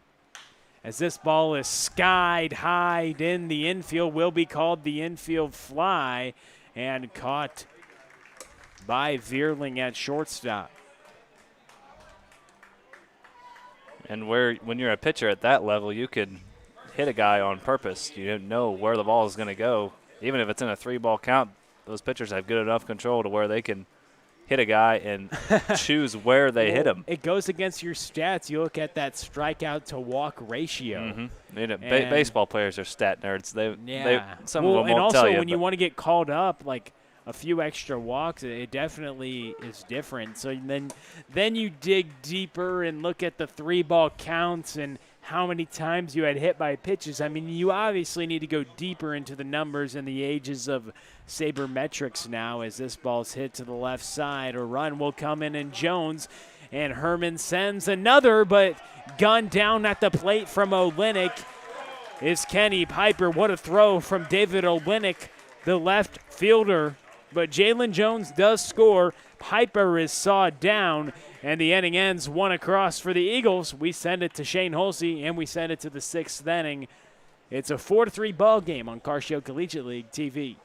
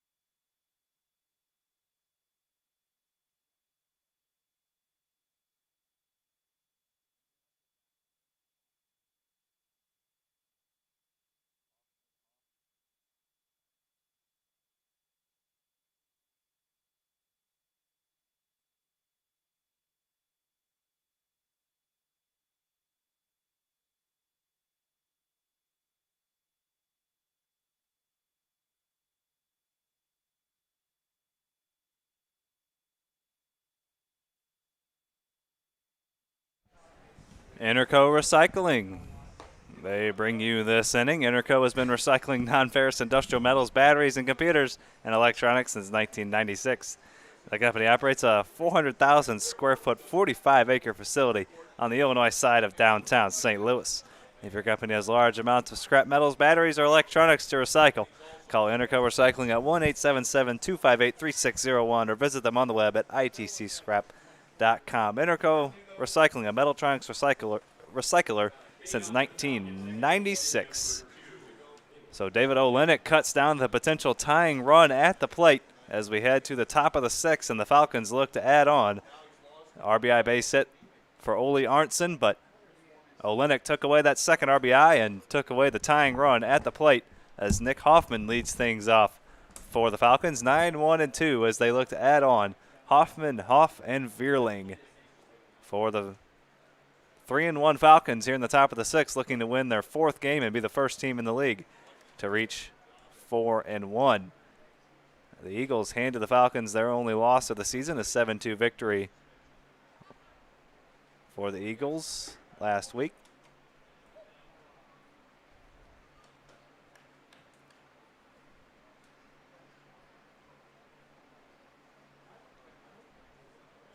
Nick Hoffman picked up his first hit of the summer back in the third, stole a base, and then struck out in the fourth as he chops that one over to third. Randazzo on to first for the first out here in the top of the sixth. The right-hander out of Harris Stowe, James Shaw, still out there for the Eagles. Surrendered the 2-run homer to Michael Long, as that gave the Falcons a 4-2 lead. The Eagles answered with one of their own in the bottom of the fifth, and 4-3 as we head to the top of the sixth. And that brings in the leadoff hitter, who already has a couple of hits and an RBI on the evening, Alex Hoff.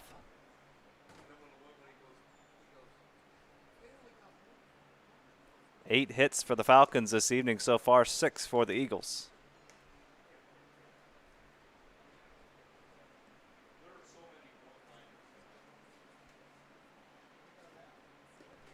And now a 2-0 count to the center fielder, Alex Hoff. 2 for 3 on the evening. Flew out to right field on the first pitch of the ball game, and then singled in the third and singled and drove in a run in the fourth.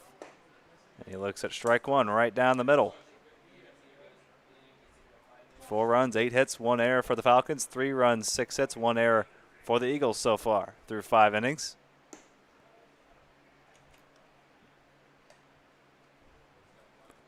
And a good hitters count here for the Maryville Saint, Alex Hoff, and former St. Dominic Crusader.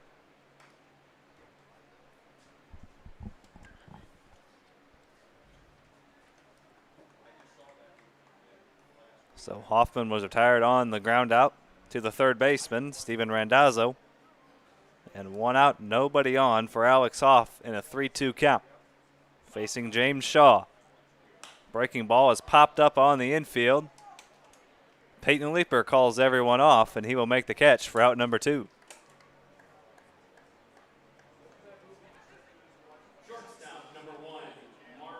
So the inning was rolled in the top of the 5th. The Falcons only got out twice. The Eagles only recorded 2 outs, but in this Carshield Collegiate League, trying to save some of the arms of these pitchers. They haven't thrown in a long time, at least in live game action. If they feel a pitcher is being worked a lot in an inning or is throwing a lot of pitches, looks a little tired out there in any inning, they'll roll the inning. It's happened a couple times here. Just roll it to the next inning and pick up right where we left off. It brings up bad memories when they roll it. It brings me back to the days when I'd be in the inner squad and they'd be like, roll it, because you'd be getting shelled. You'd be letting up too many runs or walking too many hitters. But that's what will happen. And not in the case, this is more of a unique situation where they're going to be quicker to roll it in a game setting just because of the fact that you need to usually – you'll have inter squads at the beginning of February, and when college baseball starts in February, guys don't go 7-8 innings to start things off. So the same's going to go for James Shaw. They're going to be careful with his arm. And so that's why, obviously, they're doing that. But it definitely brings back those memories from those inter squads. And I know Charlie Bornoff, the producer, knows it as well, sitting here helping us out this evening. Sandwich between a couple of former Quincy University Hawk pitchers, Charlie Bornoff and Will Connerly, sitting right between them in the press box.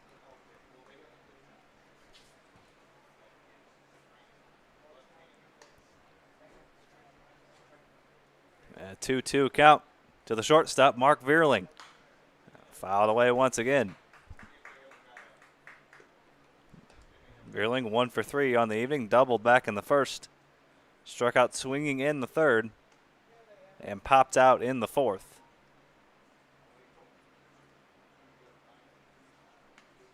Shaw looking for a 1-2-3 fourth inning. Won't get it just yet as that breaking ball misses down and away. Vierling, a really good 2-strike hitter. Had that 0-2 double in the first. 8th pitch of the at-bat coming here, and it's a walk with 2 away. Vierling is on base for the second time, and that extends the inning to the dangerous Wade Stouse, who's already reached base 3 times this evening. Great job to extend the inning right there. It's exactly what you want. It's exactly what you need.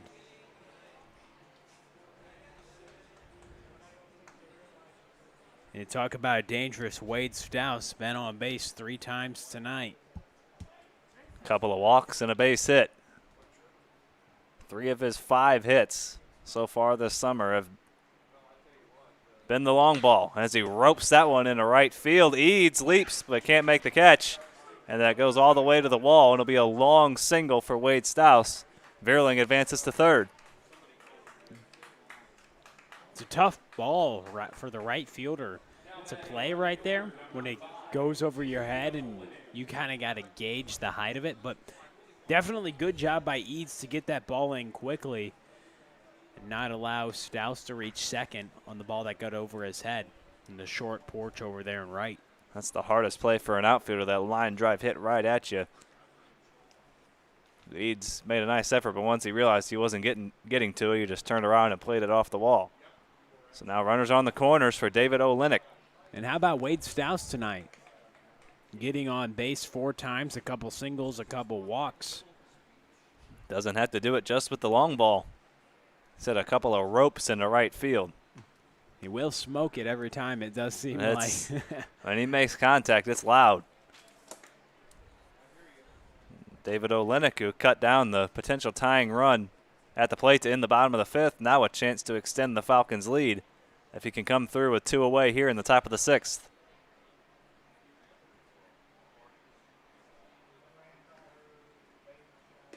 The first 2 hitters in this inning were retired, and then a walk on a 3-2 count to Mark Vierling, and then a base hit by Wade Stouse have extended the inning. To the cleanup hitter and left fielder David Olenek.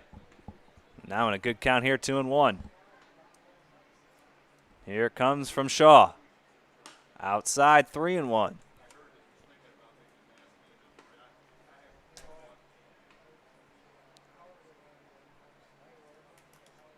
Olenek has hit into a couple fielders' choices and popped out to second. The 3-1 from James Shaw. Roped up the middle and out over the outstretched glove of Jacobson, and an RBI base hit for David Olenek. So he saves a run in the field and now drives in a run to extend the Falcons' lead to 5-3. Make him 1 for 4 on the evening with that RBI base hit. Vierling comes across to score, and the Falcons lead it by 2. You cut down the tying run in one half of the inning, and then the next half you go ahead and get an RBI single to extend your team's lead. Nice job by the left fielder, who's been active out there, made some nice plays in left as well. Now in steps the man who launched a ball over the wall his last time up, Michael Long, a 2-run homer on an 0-2 breaking ball just last inning. Now in a 1-0 count. And he uncorks one into right center. Jones is on the run to the wall and can't make the catch. Oh, no, it doesn't make the catch as it drops. A couple of runs will score. Long on his way to third, and he's in there safely. 2-run score on the play to make it 7-3. So you get a triple and a home run. Nice evening so far for Mr. Long. He's got the 2 hardest parts of the cycle, and they're going to roll this inning once again. So a 7-3 Falcons lead as we head to the bottom of the 6th. Michael Long with 4 RBIs on the evening. His Falcons lead it 7-3 as we head to the bottom of the 6th.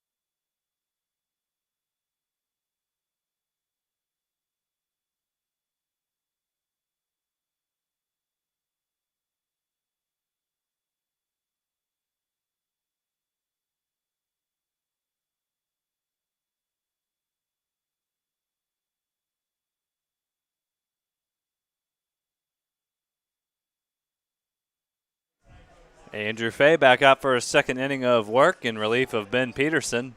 And now a more comfortable lead for the right-hander, formerly of John Wood Community College. And headed to Indiana University Southeast and NAIA, Andrew Fay. We've seen him at the plate a few times, two-way player. We've seen him at shortstop. And now on the mound for the Falcons here in his second inning. Gave up one run in the bottom of the fifth, and now with a 7-3 lead after the 2 RBI triple by Michael Long, he's driven in 4 runs.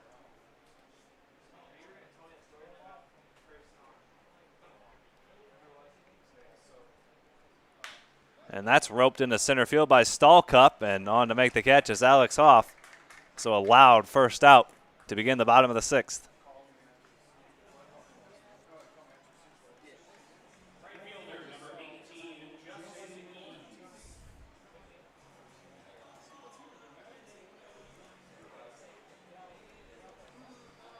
That brings in the right fielder, Justin Eads. So now that throw by Olenek proving even larger as the Falcons add on to their lead in the top of the 6th. Olenek cut down the potential tying run at the plate to end the bottom of the 5th and then drove in a run to extend the Falcons' lead to 5-3, and then Michael Long with a triple in the right center.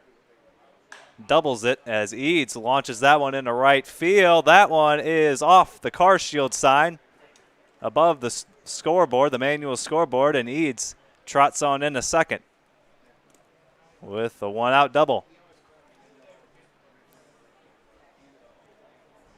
A little bit harder for a right-handed hitter to hit the ball over that tall right field wall, but Eads hit it off the brand new car shield sign out there in right field.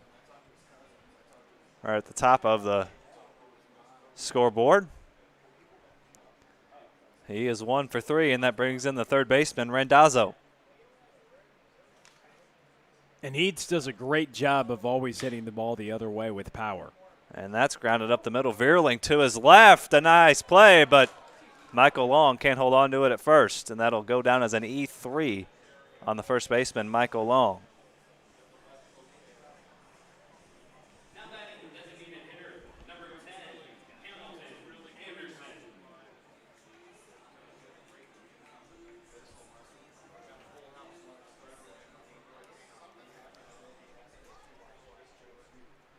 That's now Nick Hoffman at short. Veerling and Hoffman swap positions up the middle. So a nice play by Hoffman, but Long can't corral it at first.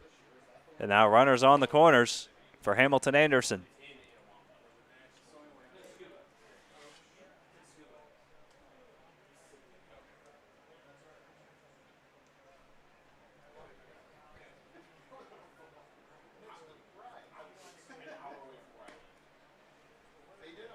So now runners on the corners for the designated hitter, Hamilton Anderson. We've seen him behind the plate as well. John Stallcup behind the plate this evening. Hamilton Anderson doing the designated hitting duties. And he'll try to bring the tying run to the plate. Jalen Jones on deck. Runners on first and third. Andrew Fay trying to work around a double and an error. That's in the dirt. A 3-0 count. Fay in danger of walking the bases loaded. No action in the Falcons bullpen, so this is Fay's inning for the time being.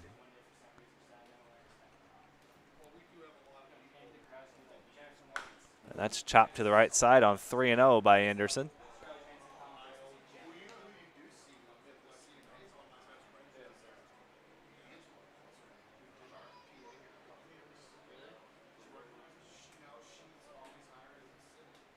Here comes the 3-1 from Andrew Fay. Down and away, and the bases are loaded for Jalen Jones, representing the tying run. Things getting interesting. As we head into the late innings, bottom of the 6th. Second consecutive inning that Fay has dealt with some trouble. Now Jalen Jones, first pitch swinging, swing and a miss. Singled and scored in the 5th. 1 for 2 on the evening for the Eagles center fielder.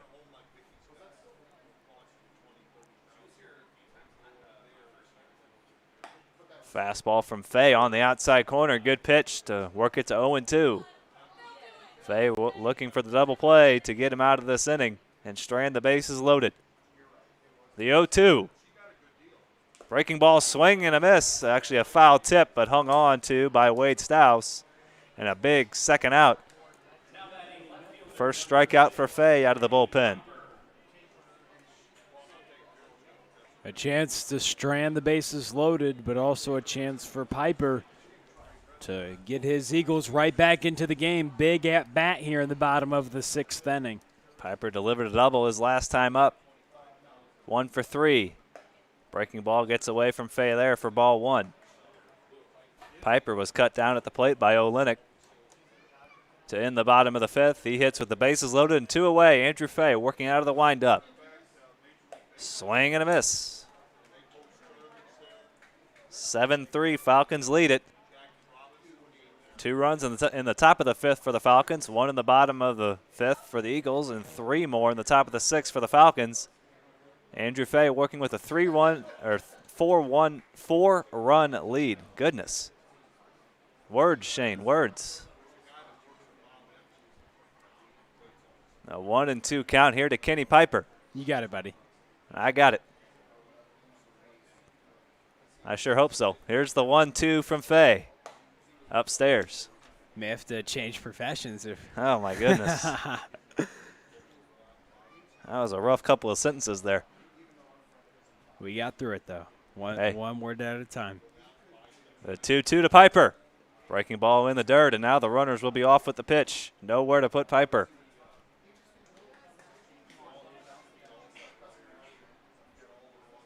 Big pitch coming here from Andrew Fay. Trying to strand the bases loaded here in the 6th. Runners off. The 3-2. Swung on and looped into left center. That's going to get down for a base hit. That'll score 2. A 2 RBI base hit for Piper, and he's going to head on over to second on the throw. 2 RBI base hit with 2 strikes and 2 away. And Kenny Piper cuts the Falcons' lead in half.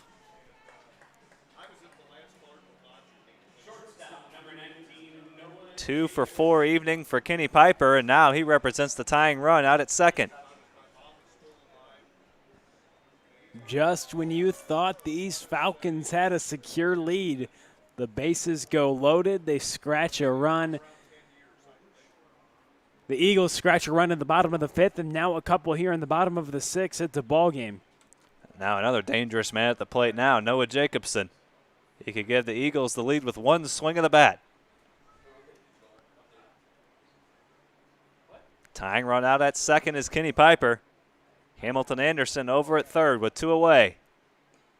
Breaking ball, misses down and away, working carefully here to Jacobson. And rightfully so.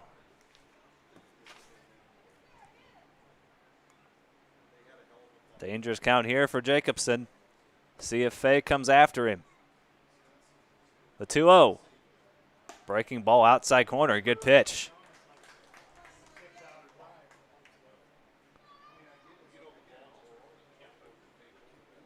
Jacobson has reached base twice this evening and scored a run, 0 for 1. The 2-1 from Fay. Breaking ball, cued foul.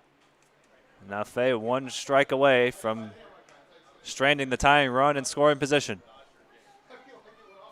Runners on second and third, 2 away. The 2 RBI base hit by Kenny Piper cuts the Falcons' lead in half. 7-5, Noah Jacobson at the plate, and a 2-2 count.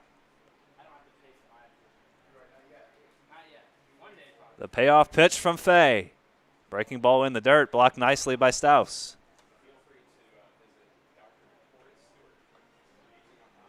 Fay going almost exclusively with the breaking ball in this at bat, being very careful with Jacobson. Wouldn't you? I sure would. With the situation with the tying run at second base and the hottest hitter, arguably in the league. Open base at first. The 3-2 from Fay. Breaking ball. And Jacobson works a 2-out walk, and the bases are loaded for Peyton Leeper.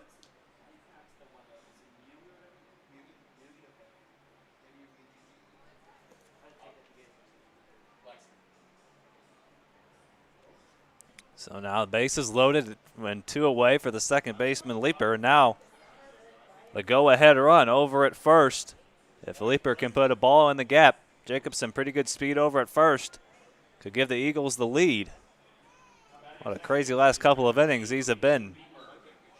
And those Michael Long, which we thought were insurance RBIs, the home run, the triple, those playing huge right now for the Falcons as they're holding on to this lead. Everything, like you said, Shane, plays huge no matter when you score those runs, and could come down to be the deciding factor. Big swing and a foul at the plate by a Leaper. 1-1 the count. On the left-handed swing, second baseman trying to break an 0 for 3. This feels like got to be the telling ending of this game. I know we always talk about the 7th, but 2 outs, it can swing either way. Tying run on second, go-ahead run on first. But don't forget about the 7th yet. Big spot here for Andrew Fay. No action in the Falcons bullpen. This is his inning to finish. 2-1 count to Leaper. The kick and the pitch from Fay. Swung on and driven into right center. That's deep, and that one is out of here. A grand slam for Peyton Leaper, and the Eagles take a 9-7 lead. Wow. 2 out, grand slam, and Leaper unloads the bases, and he trots around all the pillows and touches helmets with his 3 teammates who are on base and gives the Eagles a 9-7 lead. Wow. And they're going to roll the inning as Andrew Fay surrenders the grand slam to Peyton Leaper.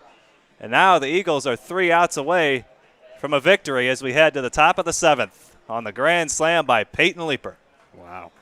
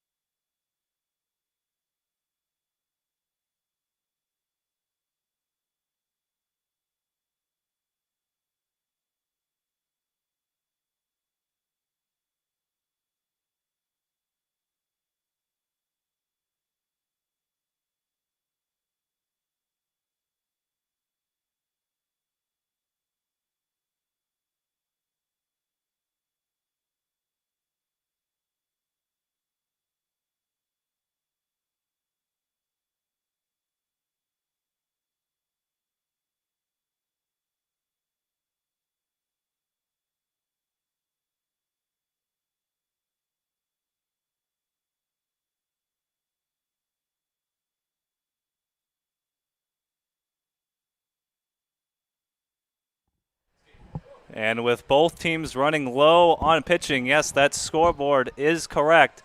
That is a final 9-7. Eagles win it after 6 innings as these teams trying to save some arms.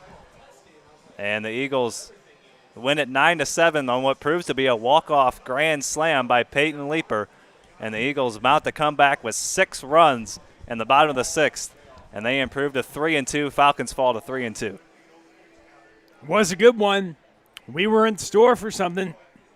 These final innings in the Car Shield Collegiate League are something else. Unbelievable. We thought Michael Long was maybe going to be the difference maker, but it comes out to be a 6th spot. And then it comes out to be Peyton Leaper, a grand slam. Great job right there. As we get ready for some more baseball tonight, you fans better stick with us. It's the Hoots and Cornbelters Going to be some great players on the field again, Shane, but this one ends, and we'll keep you updated on everything about 20 minutes, right, Shane? About 20 minutes from now, Cornbelters and Hoots in Game 2. In Game 1, a thriller here at Carshield Field, 9-7. Eagles win it on the grand slam by Peyton Leeper. We'll be back in about 15 or 20 minutes to bring you Game 2 between the Hoots and the Cornbelters. Don't go anywhere.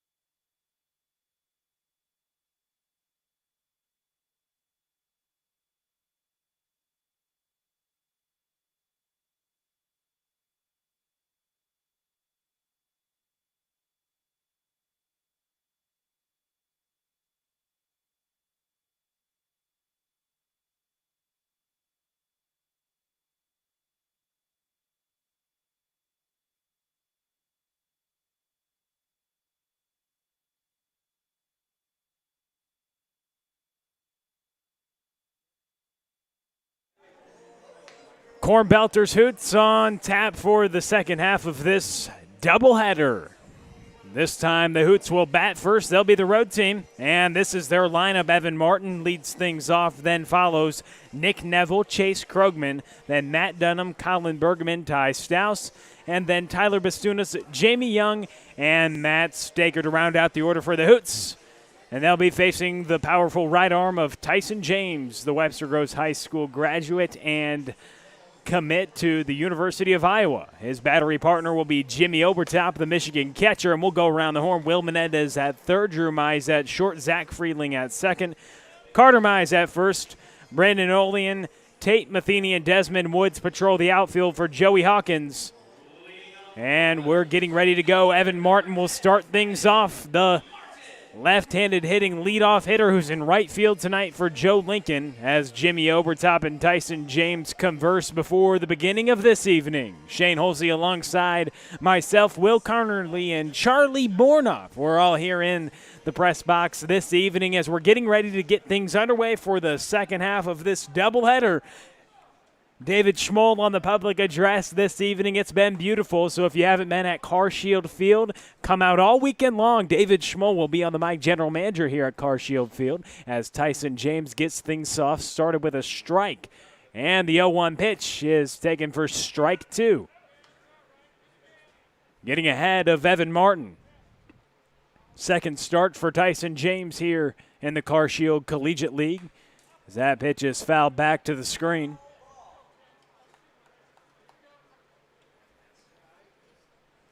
James, big frame, 6'4", about 240, and powerful fastball.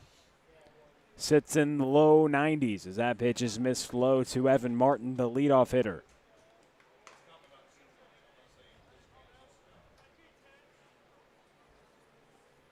A ball and a couple strikes to the leadoff hitter, Evan Martin, as he chops this one to the left side, but it's foul and out of play.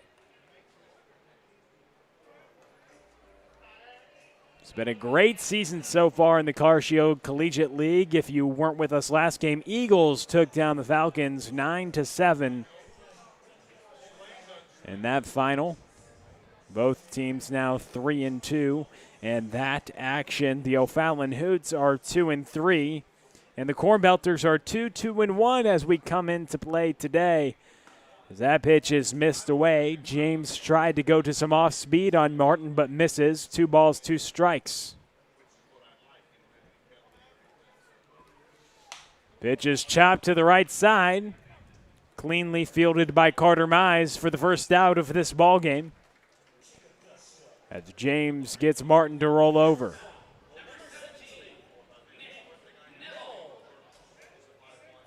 New addition to the CarShield Collegiate League roster, Nick Neville. Now coming to the plate, the shortstop tonight, hitting second for Joe Lincoln. Recently, new addition to the roster just today, starting in hitting second in the shortstop position, Nick Neville. Very talented bat added to the top of this order. You have Evan Martin, Nick Neville, Chase Krogman, then Matt Dunham, powerful top 4.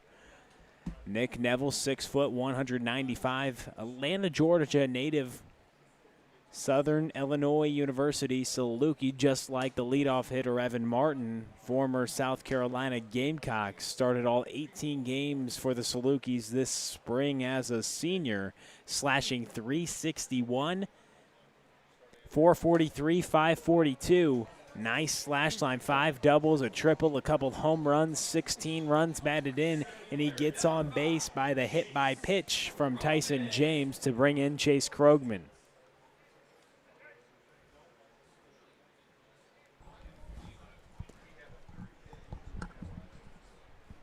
So now James will come set, 1 away and 1 aboard. That ball's roped to right field, and that will be a single. Neville will stay put at second, so the Hoots go station to station. And now runners on first and second for Matt Dunham. Nice piece of hitting by Chase Krogman to get on. Good single to right field as Obertop goes to have a word with James, maybe changing up the signs now with a runner on second base. They were just clearing up what they wanted to go to. Depends on the pitcher's, usually the pitcher's preference as to what he wants to go to. If there's a runner on second base, do you go second sign, third sign, fourth sign? Do you do the first repeating sign? There's a infinite number of possibilities you could go to. And Obertop just wanted to clear things up. James delivers the pitch, misses inside to Dunham. 1 ball, no strikes, with runners on first and second here in the top of the first inning. Hoots and Cornbelters. The O'Fallon Hoots are the away team hitting first here. And the top of the first inning. That pitch missed away. 2 balls, no strikes. As the right-hander falls behind. 3-time honor roll and scholar athlete. Webster Groves High School, a 1.22 ERA as a junior. We bring up the junior year statistics as they didn't have a senior season. Had 78 strikeouts and just 19 walks over 46 innings, and again a 1.22 minuscule ERA. As he was getting ready to compete this season for the Statesmen under the direction of Dave Wiggins, only about his 4th start this summer. Getting back in action before he heads to Iowa to play his baseball as he takes that strike on a 3-ball count. 3 balls and a strike with runners on first and second to the left-handed hitting first baseman Matt Dunham. The 3-1 pitch is chopped foul. It runs the count full with Colin Bergman in the on-deck circle.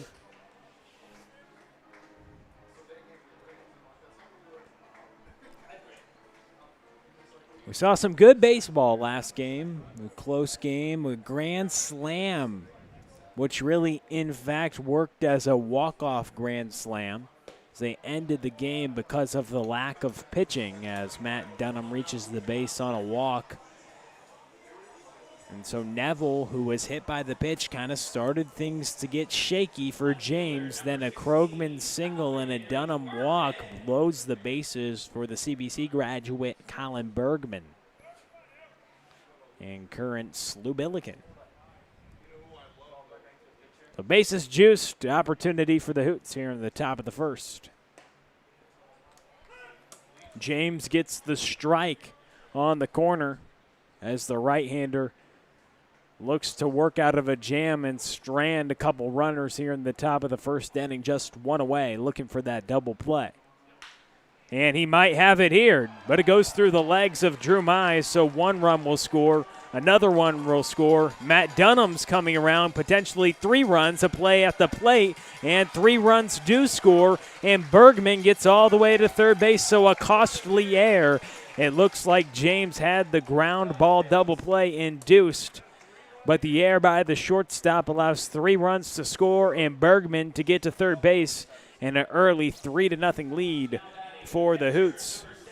It looked like Drew Mize was trying to turn that double play before he had the ball in the glove, just picked his head up at the last second, and it went right through the wickets.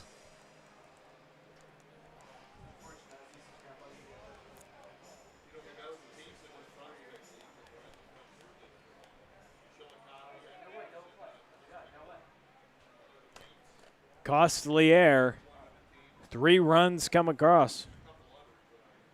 And Bergman stands on third base, reaching on. Chops this one to the left side, but they call it foul.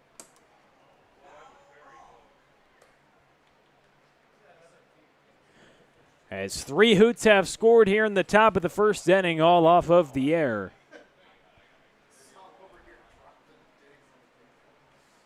That brings up the left-handed hitting catcher, Ty Stouse. James retired Evan Martin, the first out of the game. He gets Ty Stouse to swing through that fastball. Now 0-2 is the count. But then a hit by pitch, a single, and a walk loaded the bases. And then in the air, scored all 3 runs as Colin Bergman stands on third base. Got all the way to third on the ground ball that got through the infield. So a ball and 2 strikes. James missed on the 0-2 fastball with 1 away as he faces the left-handed hitting catcher. Swing and a miss from Ty Stouse. And he is retired, so James has 2 outs now, and that will bring up Tyler Bastunas. Second baseman, number 4, Tyler Bastunas. So the right-hander has 2 down now and faces the second baseman, Tyler Bastunas. 3 runs already plated for the Hoots, and 1 just 90 feet away in Colin Bergman, who had the ground ball up the middle, but 3 runs score on it. That's just a case of Drew Mize picking his head up. Not seeing it all the way into the glove. That ball chopped to the left side. Menendez fields it out of play, foul. So 1 ball, 1 strike, and 2 outs. And he had plenty of time. That was a tailor-made double play ball. Just picked his glove up at the last second, picked his head up at the last second. Usually one follows the other. That happens. Every now and then you're going to be a little lax in your fundamentals, but see if James can get another ground ball here for Drew Mize, give him another chance to redeem himself. Great block right there from Obertop as the fastball was spiked, running the count to 2 balls and a strike with 2 away. Ball roped up the middle. Drew Mize dives to make that play, throws it over to first, but safe, so another run will score on the RBI infield single from Tyler Bastunas. And you talk about redeeming yourself. He just almost did flash the leather, make an incredible play right there. But James, working in this first inning, has surrendered 4 runs, and Joey Hawkins wants to talk to James about it. And if you're Hawkins here, you just tell James, hey, listen, you're making good pitches, you're getting ground balls, you struck a guy out, got what is that, 4 ground balls now, and he just needs to get 1 more. I know that's kind of cliche, and we keep stating it over and over and over again, but that's the nature of baseball. You're 1 pitch away from working yourself out of this inning. You cannot let this inning get out of hand. You've already given up 4 runs, but it's just the 4th inning. Your team hasn't even come to bat yet. You still have 7 chances. You'd like to think your team can score 4 runs in 7 chances if you can just slam the door here, keep it at 4, and if the Cornbelters can chip away, just get a couple runs, maybe respond with one of their own in the bottom half, we got a whole new ball game. So this game is far from over, and Tyson James knows that. He doesn't need Coach Hawkins to tell him that, but maybe just a little reassurance, say, hey, just get out of this inning and go back out there for another one and maybe toss yourself a scoreless inning and get things rolling. It puts a starting pitcher at ease when he can get through a clean frame, but as the pitch is gone down, Jimmy Obertop with a cannon as he throws out Bastunas trying to swipe second. We send it to the bottom of the first. You're watching CarShield Collegiate League TV 4-0, Hoots on top.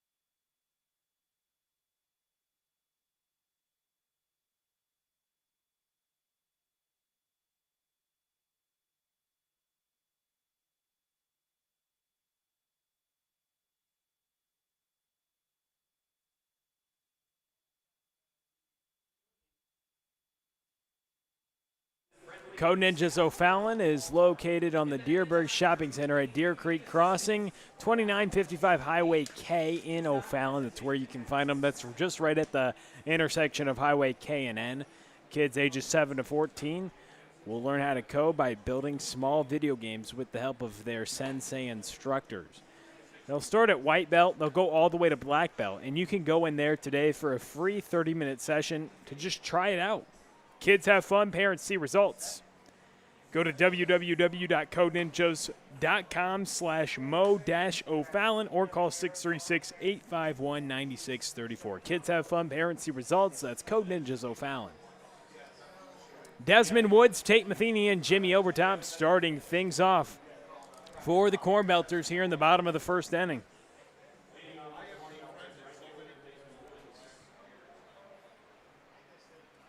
And the starting pitcher on the mound is the right-hander, number 21, Sam Stewart. Getting the nod from Joe Lincoln, the Maryville University right-hander. Sam Stewart, 6 foot, 190. What he's listed at Maryville University. From Granville, Ohio native, played at Western Kentucky and then transferred to Maryville here in St. Louis, along with a couple of other players in the crew, and starting the game off with somebody he's probably seen, Desmond Woods, Maryville's starting outfielder, in a 2-ball, 1-strike count to begin the bottom half of the first inning and to begin the evening on the mound for Sam Stewart. Coach Evers' program in Maryville, well represented in this league. A lot of talent from that team here in the Carshield Collegiate League. That ball's popped to right. Evan Martin's under it and catches it for the first out here in the bottom of the first. And if you're just joining us, 4 runs plated in the top of the first by the Hoots. So the Hoots got a nice lead as they took advantage of a couple free passes and an error to score 4 runs off the right-hander Tyson James, and it's a 4-0 lead now. So we're here in the bottom of the first, and Woods is retired. Now Tate Matheny into the box. Pitch inside.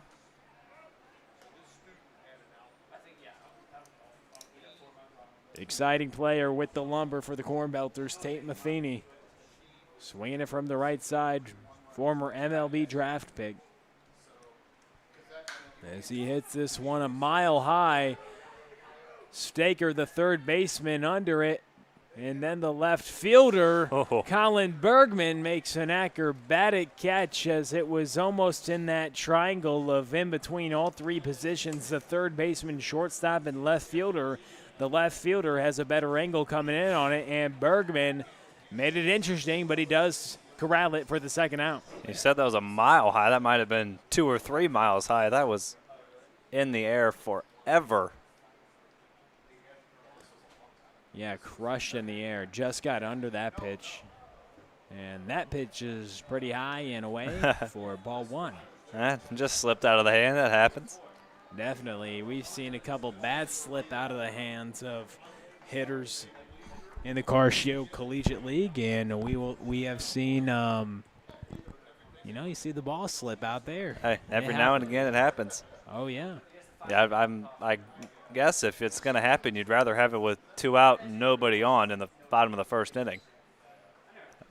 Most definitely. Could send a message. Keep the hitters on their toes. As Obertop takes a hack 2-0 but fouls it away. What do they call that, effectively wild? Effectively Wild. That's a podcast, actually. You guys should check it out. It's a nice baseball podcast. They talk about, it's by Fangraphs. They talk about data and the new age of baseball as this ball is popped up but out of play. So now 2 balls and 2 strikes. And there is kind of an idea of being effectively wild. And you look at the new ways of people developing players and the increased focus on the velocity of a lot of these pitchers. You see that guys are going to be effectively wild sometimes, but Stewart looked like that one was in the zone, but it breaks and no call by the umpire. So 3 balls and 2 strikes with 2 away.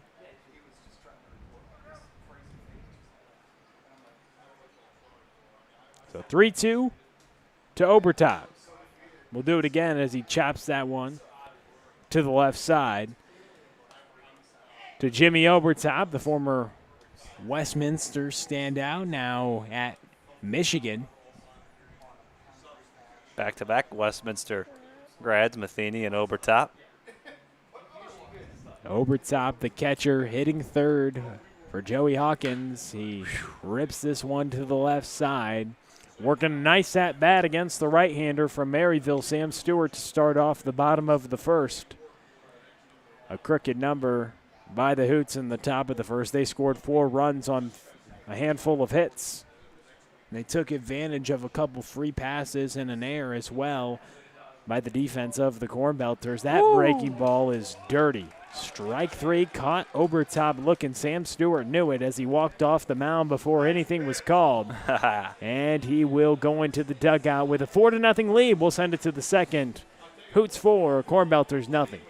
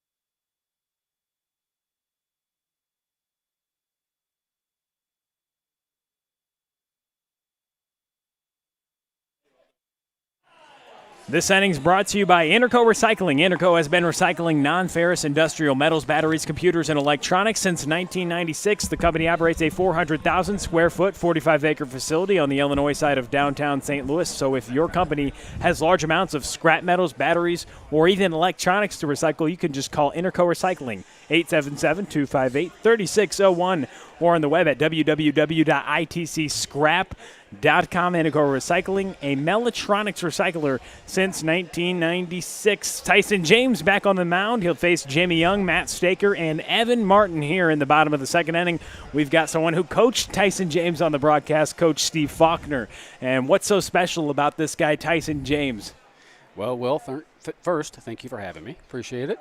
How's my volume? Do I sound okay? Yeah, you're good. Okay. We'll get you a little closer. All right, thanks. Yeah, I've known Tyson for, I guess, about 5-6 years now, and he's a kid that was always bigger, stronger, faster than everybody, and he's a fastball pitcher, no doubt, but working on some off-speed stuff too. And Tyson James, Webster Groves High School, where you do some coaching at, and that's where you obviously coached him. I was kind of remiss to give you any type of introduction, as I was so excited to bring you on as that ball's popped up to Carter Mize, who will catch it in foul territory for the first out. So Tyson James retires the first hitter he sees in the second inning. And when we talk about Tyson, you talk about a player who's been pretty successful at Webster Groves. You talk about his junior year posting a 1.22 earned run average and going 78 strikeouts in 40-some-odd innings. He has an electric fastball, something that you haven't seen in a long time at Webster Groves High School. Yeah, he's a power pitcher, no doubt. He was sitting 90 his junior year, and I think he ended up second in the area in strikeouts, and he was dominant. And we also used him in our big games against the tougher competition, so it wasn't against cupcakes. He's the real deal. Just trying to figure out what off speed he's going to go to as his out pitch. That's where he's at right now because he knows he has the fastball. James, a commit to the University of Iowa, former Webster Groves Statesman, standout right-hander. And Coach Faulkner, you mentioned the velocity from him. And what was the most fun thing to coach when you had the experience to coach Mr. James on the mound? And he's someone that you mentioned was always bigger, stronger, but what are some of the things you really enjoyed seeing about this standout athlete when you get to coach him in the day-to-day? Something about Tyson is I've coached a lot of kids, and I wouldn't say I like all of the kids. I like most of the kids. Tyson is just a likable, good kid who just loves to pitch. He just has that almost giddiness about him at times, a little boy quality that is only positive. That is when I think of Tyson, other than, 90 Plus, I think he's just a really good kid who loves playing baseball. I mean, you may even remember, Will, you're a Webster Groves kid. He'd be there 7th and 8th grade, even on the varsity team. He's the one chasing the foul balls. I remember. He's racing to the foul balls. I mean, I think he still does it, which I just think is an awesome thing. Hope he never loses that quality. Yeah, that's a phenomenal quality. And another thing, you mentioned that fastball, which struck out Matt Staker for the second out here in the second inning. But you talk about the way and his character, and that obviously plays a big role for coaches, not only at the high school level, but when they're recruiting guys for the next level, and obviously can just translate to a lot of things guys do in their life and building guys of high character. And you feel like that's kind of a role as a coach to foster those things. And well, when you've been able to coach at Webster and you see that someone of this high character had his senior season taken away, wasn't there a ton of hype coming up with Tyson James and the Webster Groves Statesmen? It looked like they were going to do something they haven't done in a long time, and that's win a handful of games.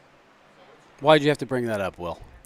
It was flat out disappointing. It was going to be a heck of a year at Webster Groves. We had a chance to make a run. What a play by the center fielder. Tate Matheny goes diving for that one. Yeah, it was disappointing. It certainly was. But hey, what can you do? You know what? You just gotta move forward.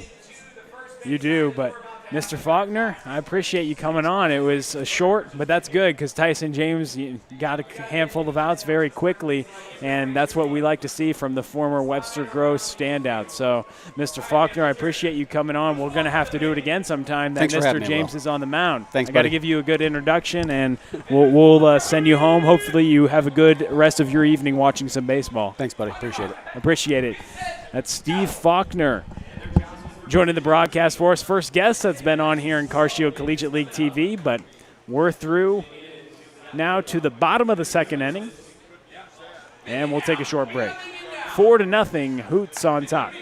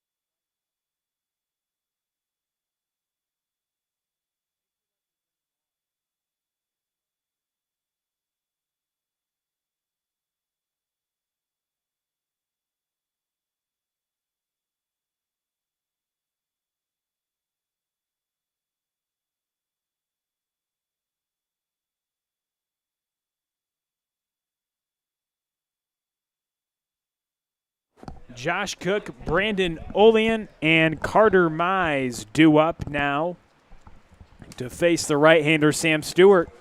4-0 ball game. Shane Holsey, Will Connerly, and Charlie Bornoff. But if you ever see our producer, you can always refer to him as Chuggy B, Chucky B. As the right-hander works out, as that pitch is missed low, as we were just joined by Webster Groves High School assistant coach Steve Faulkner talking about the developments that he's seen, and Tyson James, the right-hander on the mound tonight for the Cornbelters, but they trail 4-0 against these Hoots. We'll see if they can't get anything going against the right-hander Sam Stewart on the mound, who has taken his talents to Maryville. He transferred from Western Kentucky at the semester and went over to Maryville. And the right-hander's working on the mound tonight for Joe Lincoln as that pitch is missed upstairs. And he faces the designated hitter Josh Cook. And he's put a couple balls. He's teared the cover off a couple of balls here, hitting cleanup for Joey Hawkins. He's become a permanent staple in this lineup. Hard for Hawkins to take him out of the lineup the way he's been swinging it. Strike on the corner. From the designated hitter. You talk about a staple. It's hard to not have a staple when you got Tate Matheny, Jimmy Obertop, Josh Cook, Brandon Olean, Carter Mize, all just in the heart of the order. And I didn't even mention Drew Mize as Sam Stewart throws another bender. And that breaking ball is working tonight. He's got a couple of them looking, back-to-back strikeouts looking. That one he threw to Obertop to end the first was something else, and that one right there had some tight bend on it. We love the breaking ball from Sam Stewart here early on this evening. That is disgusting. Shane Olsey approves.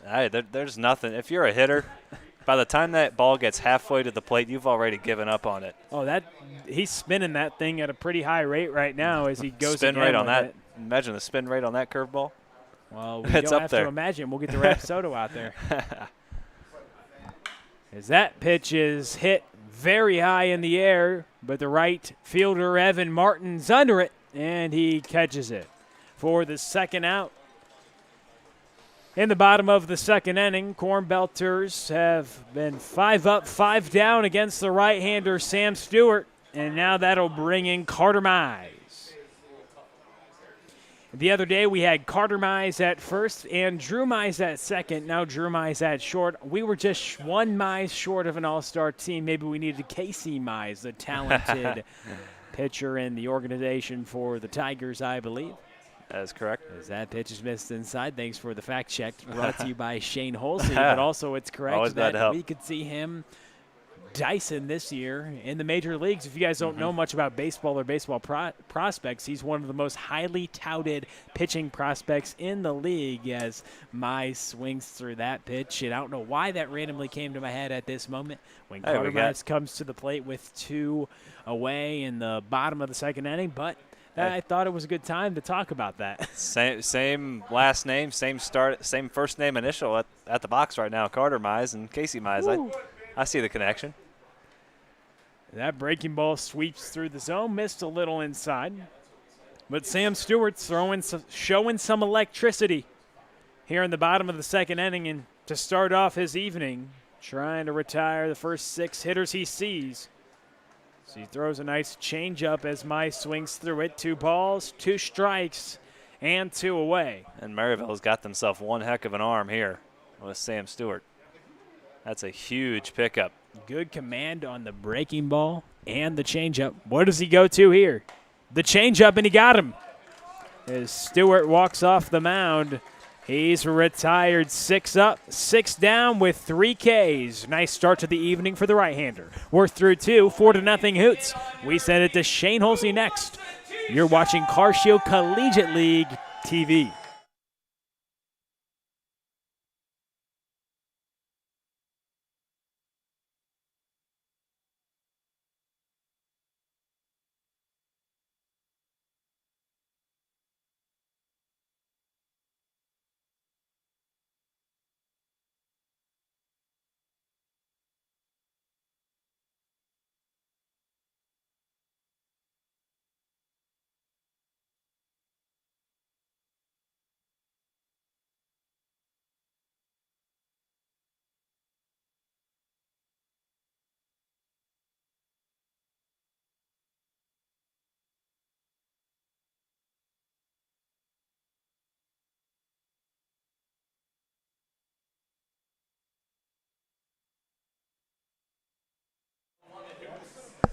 Reminder, this inning's brought to you by Interco Recycling. Interco has been recycling non-ferrous industrial metals, batteries, computers, and electronics since 1996.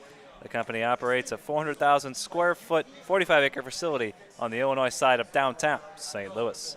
If your company has large amounts of scrap metals, batteries, or electronics to recycle, call Interco Recycling at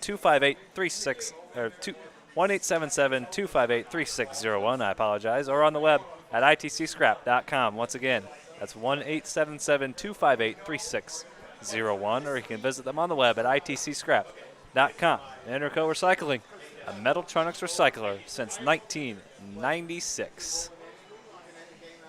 To the top of the third we go. Tyson James back out there for his 3rd inning of work, facing this Hoots lineup. Nick Neville will lead things off here in the top of the 3rd.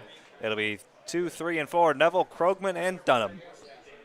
Here in the top of the 3rd as the Hoots look to add on to their 4-0 lead. All 4 of those runs coming in the top half of inning number 1. James looks solid last inning as Will emphatically nods his head to my right. Can't see it, but that's about the most violent head nod I've ever seen. Not sure what he was approving. He was nodding the whole time I was speaking. So Hey, game's out here, Shane. Game's out here. Not, I was not in the press watching. box. There's this thing called peripheral vision. Oh, okay. Head on a swivel there, Will. Always. You mentioned and he looked good last inning. It's hard to disagree, especially that's- after the first. That's chopped out to second, and Freeling on to first for out number 1.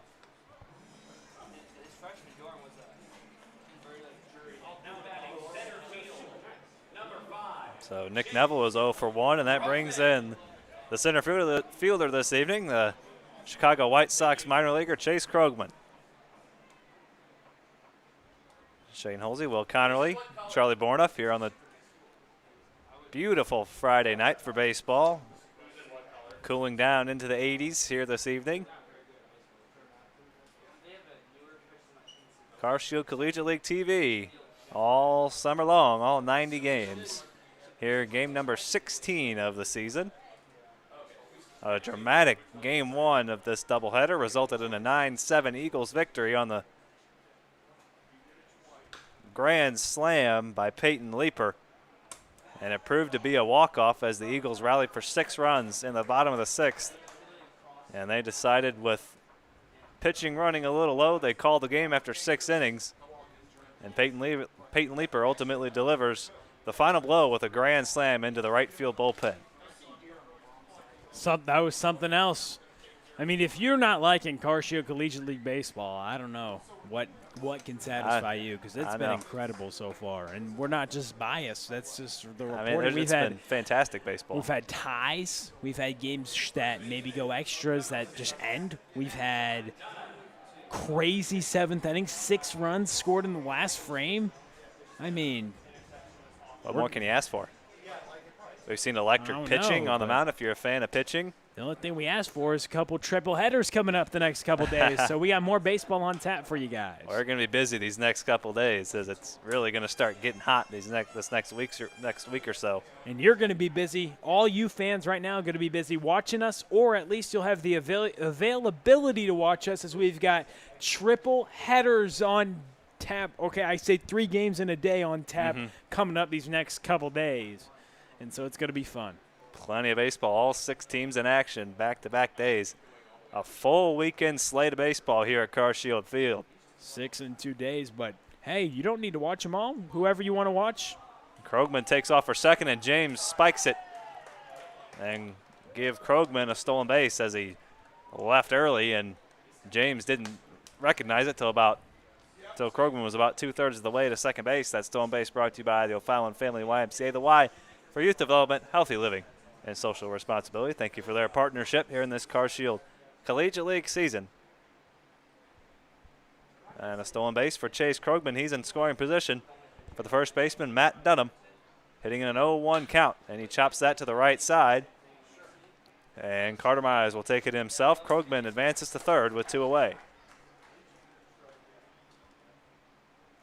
He did a little, hey, thinking about going to the third. I don't think. I think that was just a little pump fake.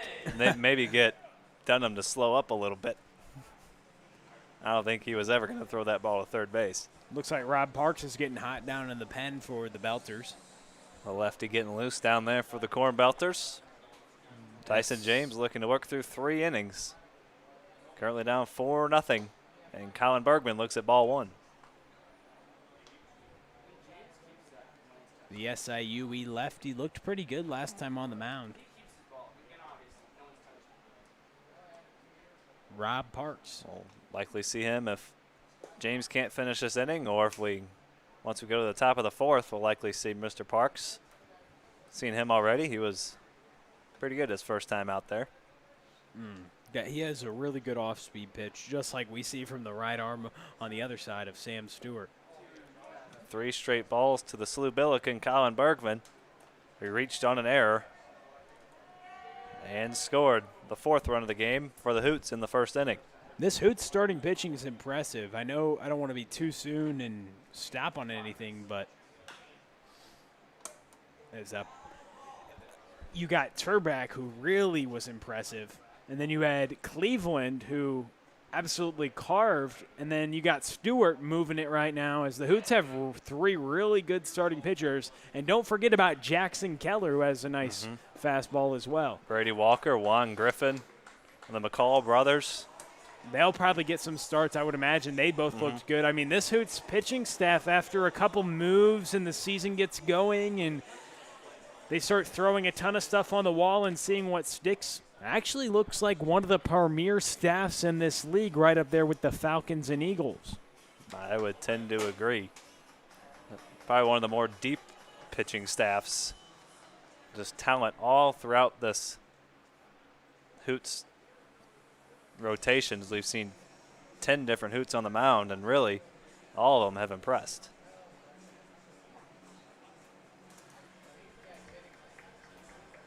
So now runners on the corners and 2 away. And that'll bring in the catcher, Ty Stouse. His brother Wade reached base 4 times in game 1. Wade is on some kind of tear.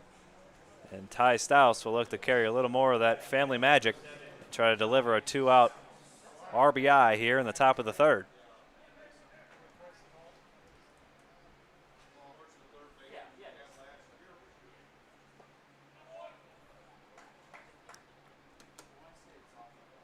And we talked about the Hoots pitching staff as a staff coming into this game, a 2.06 ERA.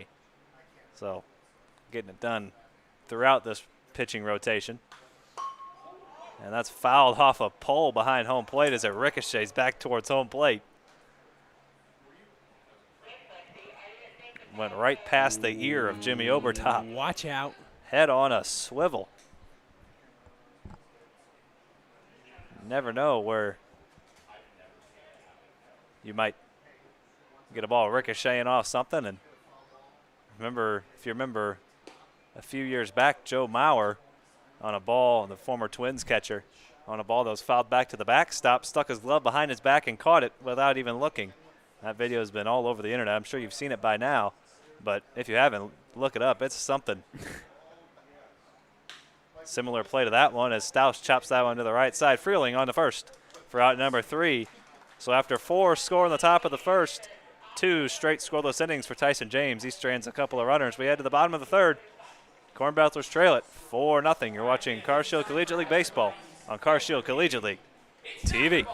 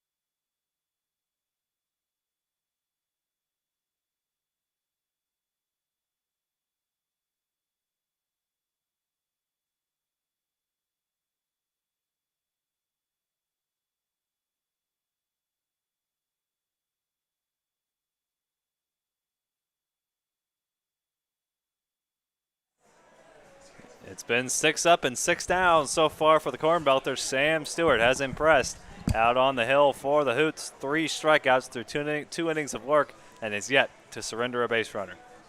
And that breaking ball is something else.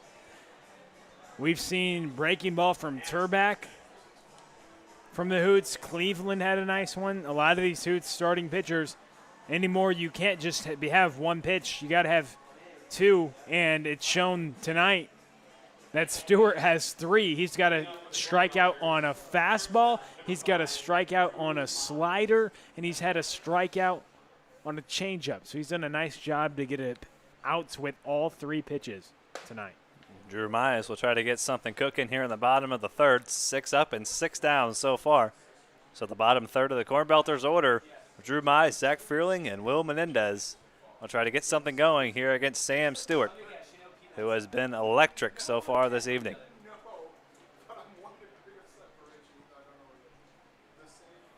A former Western Kentucky Hilltopper. And now Maryville St. Sam Stewart. A perfect couple of innings so far.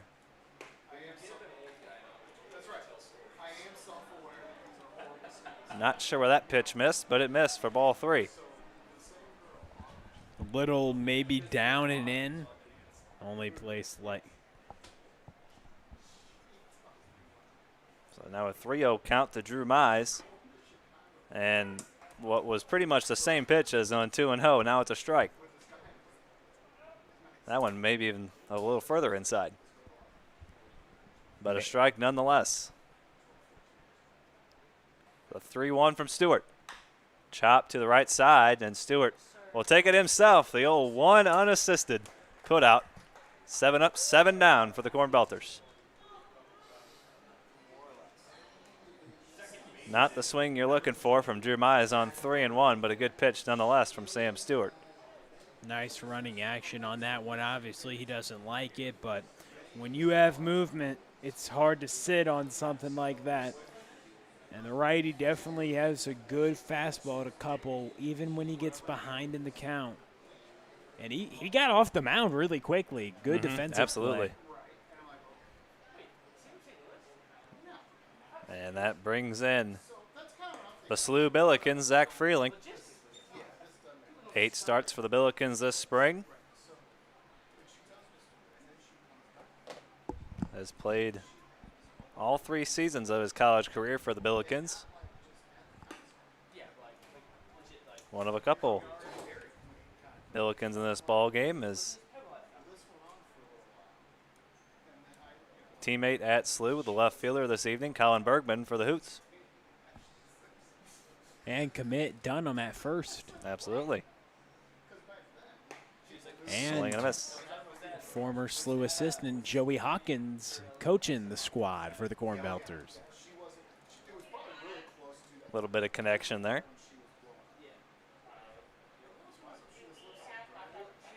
And a 2-1 count to the second baseman, Freeling, trying to work himself on base, and he will not. As Bastunas puts that one away for the second out on the soft liner. You talk about Will Bradley, was former SLU assistant. Plenty of SLU connections in this league. Now a man from right down the street at Harris Stowe, Will Menendez, steps in with 2 away and nobody on. 8 up, 8 down for Sam Stewart. That one up and in to Menendez.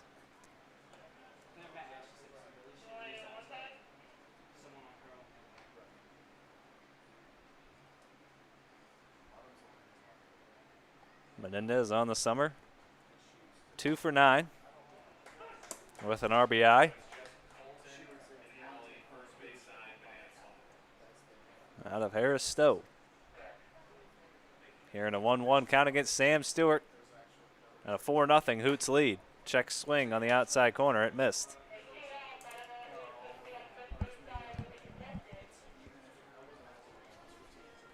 Sam Stewart has been in command here early. 3 strikeouts. As Menendez chops that one to the left side. Neville with a nice sliding play, but it'll be an infield single and the first base runner of the game for the Cornbelters. That was a great play. I thought that was for sure to left field off the bat. He dives on, slides on the turf, backhands it, I mean, although no out, incredible flashing of the leather right there from a new addition to the Hoots squad. Very talented infielder Nick Neville. He can't quite save the base hit, so an infield single for Menendez, and now back to the top of the order. And Desmond Woods flew out to right field, his first time at the plate. That's just the first base runner for the Belters. Breaks a string of 8 straight retired to start the ball game for Sam Stewart, and that's fouled back by Woods, strike 1.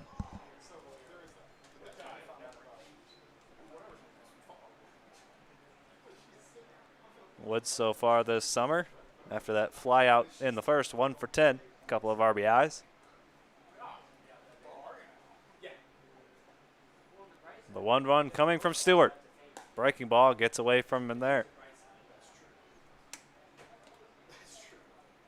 A few more favorable counts for the Cornbelters this inning. Drew Mides, as that bat ended in a 3-1 count on the ground out.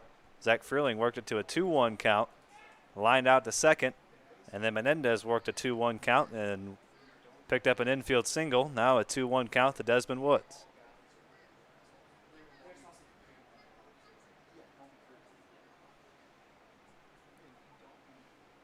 Outside corner, good fastball. And Stewart 1 strike away from 3 shutout innings.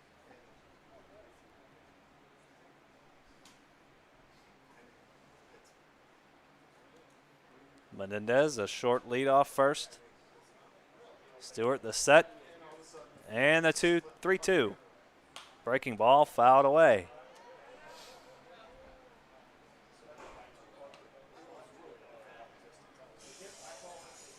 So Menendez will be off with this pitch. Now a 2-2 count, rather.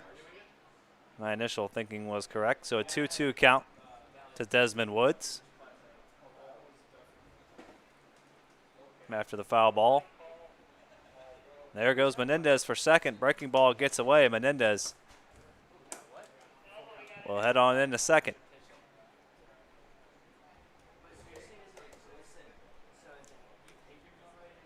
So now a runner in scoring position and a 3-2 count for Desmond Woods.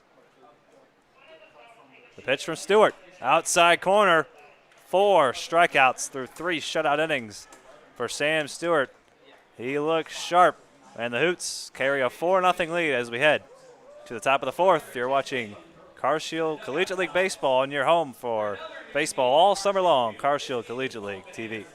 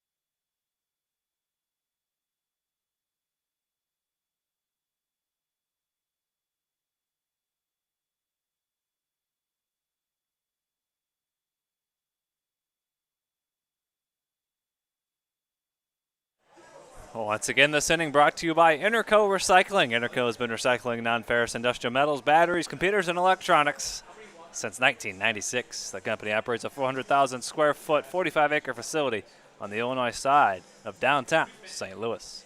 If your company has large amounts of scrap metals, batteries, or electronics to recycle, call Interco Recycling at 1-877-258-3601 or visit them on the web at itcscrap.com.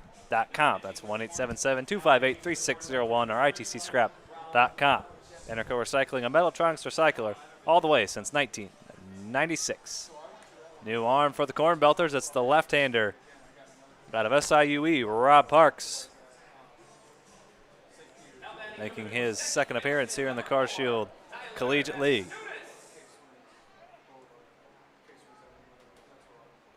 Make that third appearance.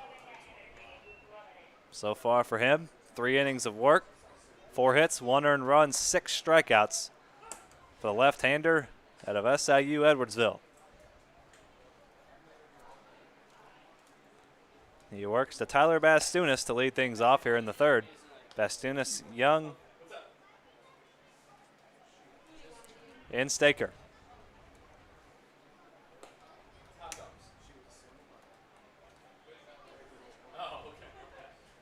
So James works 3 innings, gives up the 4 runs, 3 hits.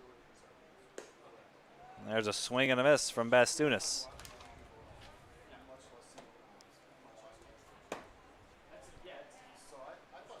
Parks working quickly. The 2-2. Breaking ball hit into right field. Woods tracks it and puts it away for the first out.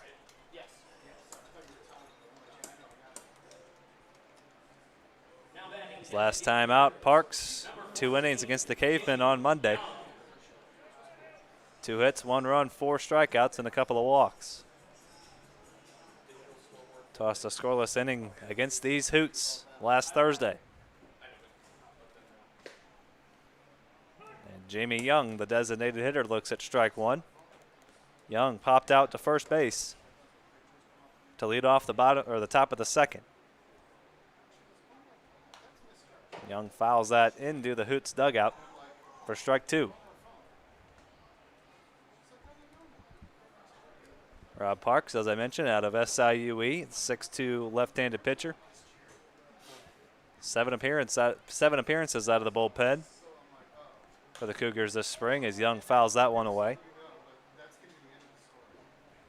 Previously a member of the Lindenwood University Belleville, the Lynx. Played at St. Mary's High School, wrestled and played hockey for the Dragons as well, as that's fouled away once again.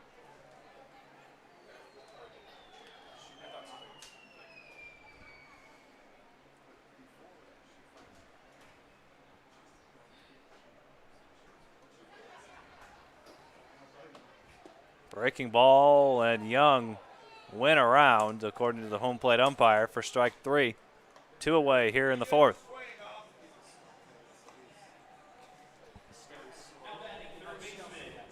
So Young is down on strikes and 2 up, 2 down for Rob Parks. And that brings in the 9th place hitter, third baseman Matt Staker. And Parks fires one in there just a bit high and away for ball 1. So Parks trying to keep this Hoots lead at 4 and give his Cornbelters offense a chance to come back here in the middle innings. Again, 7-inning games here in the Carl Shield Collegiate League. We just played 6 in game 1 due to a concern of lack of pitching, wanting to save some arms. A lot of games these teams are playing in a matter of about a month and a half, each team playing 30 games in about 45 days or less. As Staker looks at ball 4, he's on first with 2 away. And back to the top of the order in the right fielder, Evan Martin. Now batting right field, number 10, Evan Martin. So Staker works the 2-out walk, and now Evan Martin looking for a little 2-out magic here in the top of the 4th. 0 for 2 for him so far. Ground out to first back in the first inning, and a fly out to center field in the second.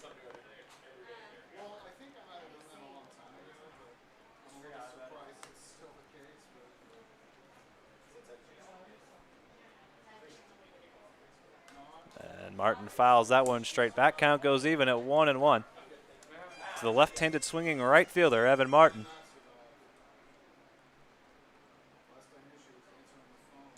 SIU Carbondale along with the shortstop, Nick Neville, hitting 1-2 in the Hoots order. So a couple of Salukis at the top of the order for Joe Lincoln's Hoots. Coming into tonight's ball game, 2-3. Cornbelters 2-2-1. 2-1 to Martin, misses away, 3-1. So Parks in danger of surrendering back-to-back walks here with 2 away.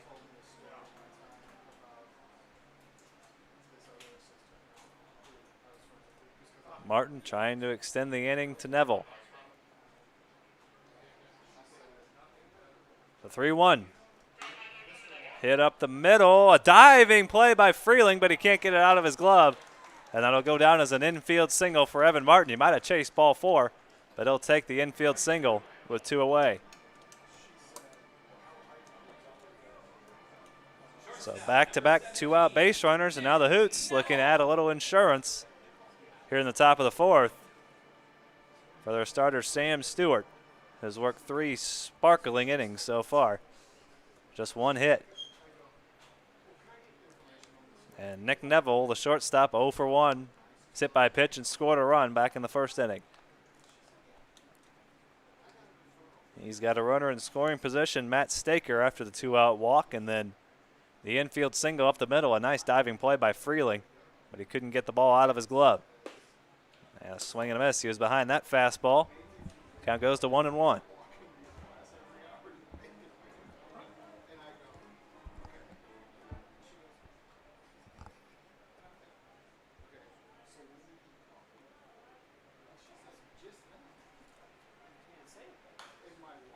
That's sprayed foul for strike 2, so now Parks 1 strike away from straining a couple of runners on base.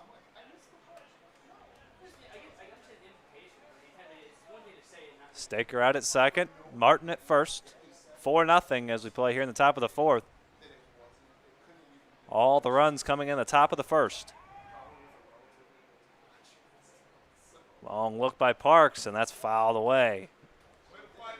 Neville just got a piece of that good breaking ball. That was one of the better breaking balls Parks has thrown.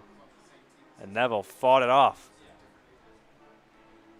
He keeps this at bat alive here in a 1-2 count. Runner in scoring position. Here comes the 1-2 from Parks. Breaking ball, he got him to swing and miss at that one. Neville goes down on strikes, and Parks strands a couple of base runners. We head to the bottom of the 4th. Cornbelters looking to get the offense going. It's 4-0 Hoots.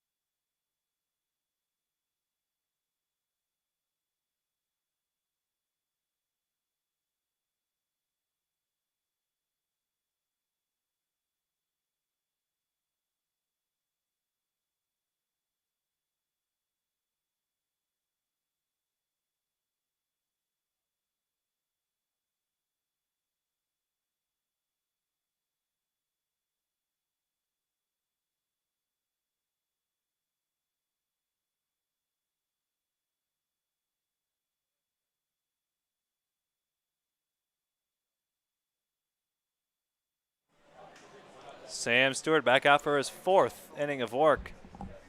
He's tossed 3 shutout innings. Just 1 hit. An infield hit by Will Menendez has been the lone base runner. Stewart has retired 9 of the 10 batters he's faced. He will work to Tate Matheny to lead things off. Matheny, Obertop, and Cook here in the bottom of the 4th. First pitch swing, Matheny crushes that one down the left field line. Plenty of home run distance, but it's foul. Absolutely jumped on that first pitch and hooked it foul. Landed up on the concourse down the left field line.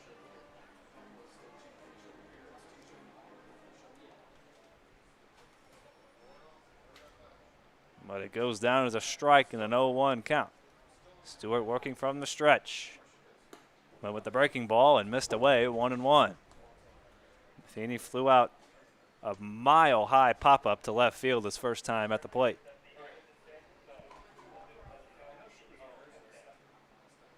Stouse sets up away. Stewart missed his spot just a little bit on the outside corner. Count goes to 2-1. To the Pawtucket Red Sox, Tate Matheny.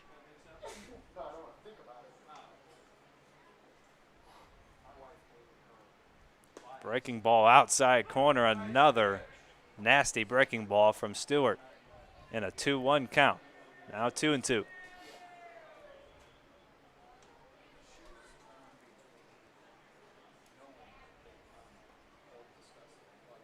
The 2-2.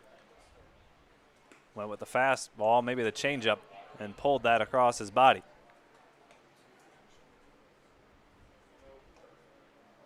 So Matheny's worked it full, now 3-2. Jimmy Obertop, the catcher, on deck.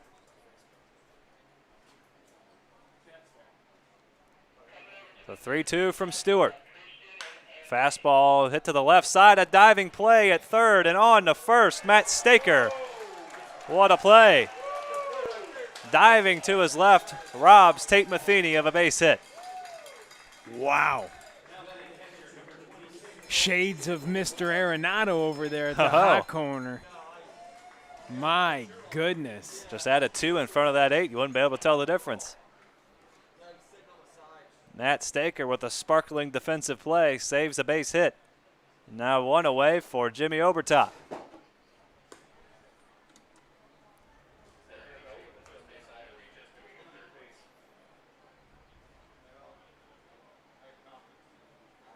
Full extension dive to his left and robs Matheny of his first base hit of the game.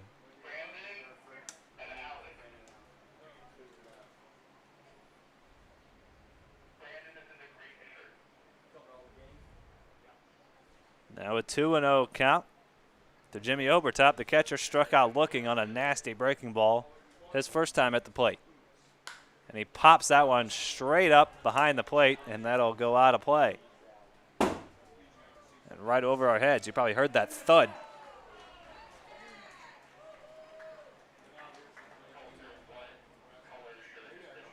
So now a 2-1 count to Jimmy Obertop. Sam Stewart getting a little help from his defense over at third base, Matt Staker. 2-1 count to the Michigan Wolverine. That breaking ball gets away from him. And I think it was the first breaking ball Stewart threw this game that slipped out of his hand. And ever since then, it's been absolutely snapping off the right arm. He's been nasty tonight, that's to say the least. It looks like his stuff has been pretty electric. He's thrown a nice arm side changeup, good, really good slider. Besides, it's funny you mentioned that, the one he kind of sailed, and then he's just been dotting it up ever since. There's another good one as it is just a little bit outside. Yeah, that one looked like it was a good pitch, just broke out of the zone a little too much, and now Lincoln wants to talk to him. Joe Lincoln will have a word with his starting hurler. Sam Stewart has been fantastic. That's just the second base runner he's given up. So out of the first 11 batters he faced, he retired 10 of them, and now a 1-out walk and a 3-2 count to Jimmy Obertop. Not the worst thing in the world. Now a double play can get you out of the inning off the bat of Josh Cook.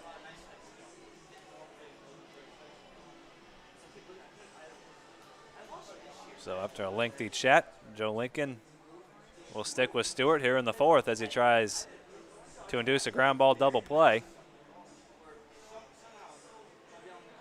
He'll have to deal with Josh Cook with a runner on base and 1 away. Cook coming into this ball game 5 for 13 with a home run, a couple driven in, and a double. 0 for 1. He struck out looking to lead off the second for the Cornbelters. In their green jerseys and yellow pants. Hard to miss the Cornbelters when they're at the ballpark. You know which team it is right off the bat.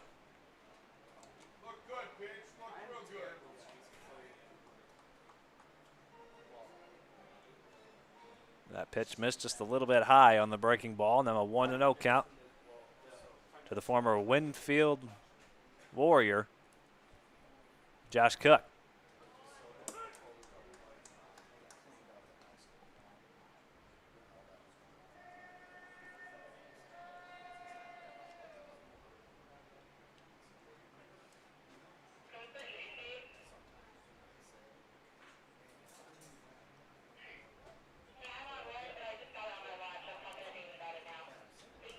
Lefty getting loose out in the Hoots bullpen.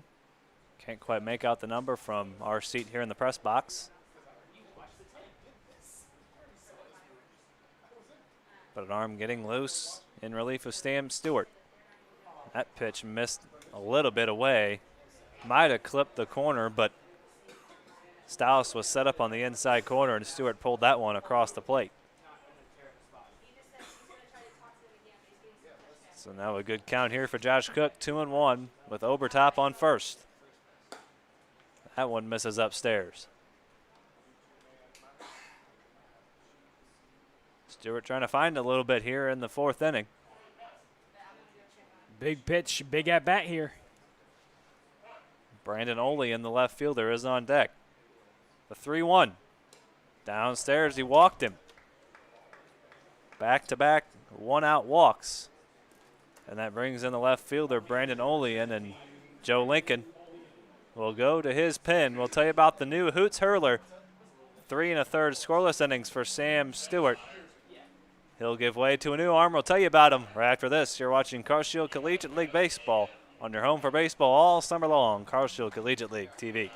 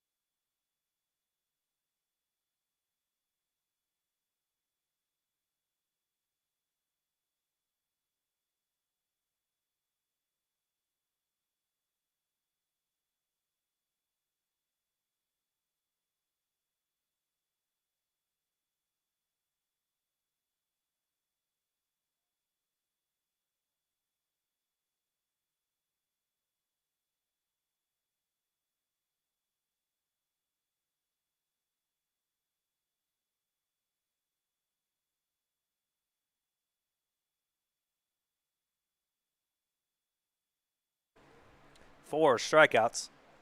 And he's responsible for the 2 runners on base as Brandon Olean looks at ball 1 from the lefty, Brady Walker. So far for him in the Carshield Collegiate League, he's been impressive. 3 innings and 2 appearances. 2 hits, no runs, 5 strikeouts, and just 1 free pass. 1-0 count to the Umsel Triton, Brandon Olean. Breaking ball in there, strike 1.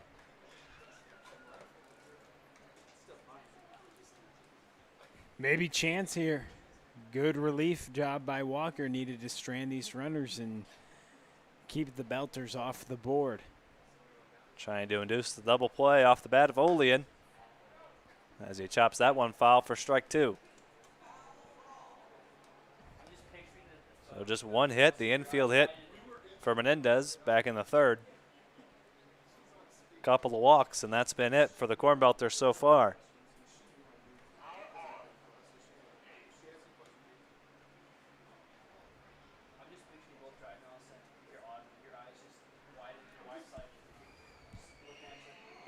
Swing and a miss, got him with the breaking ball, and Walker strikes out the first batter he faces. 2 away here in the 4th.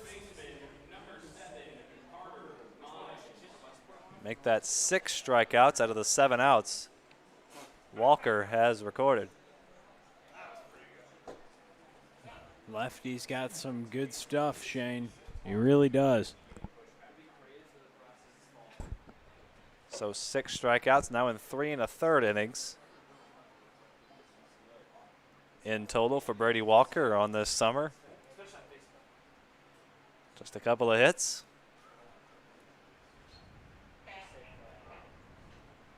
Two scoreless innings against the Gems last Friday and the scoreless inning against the Eagles on Monday.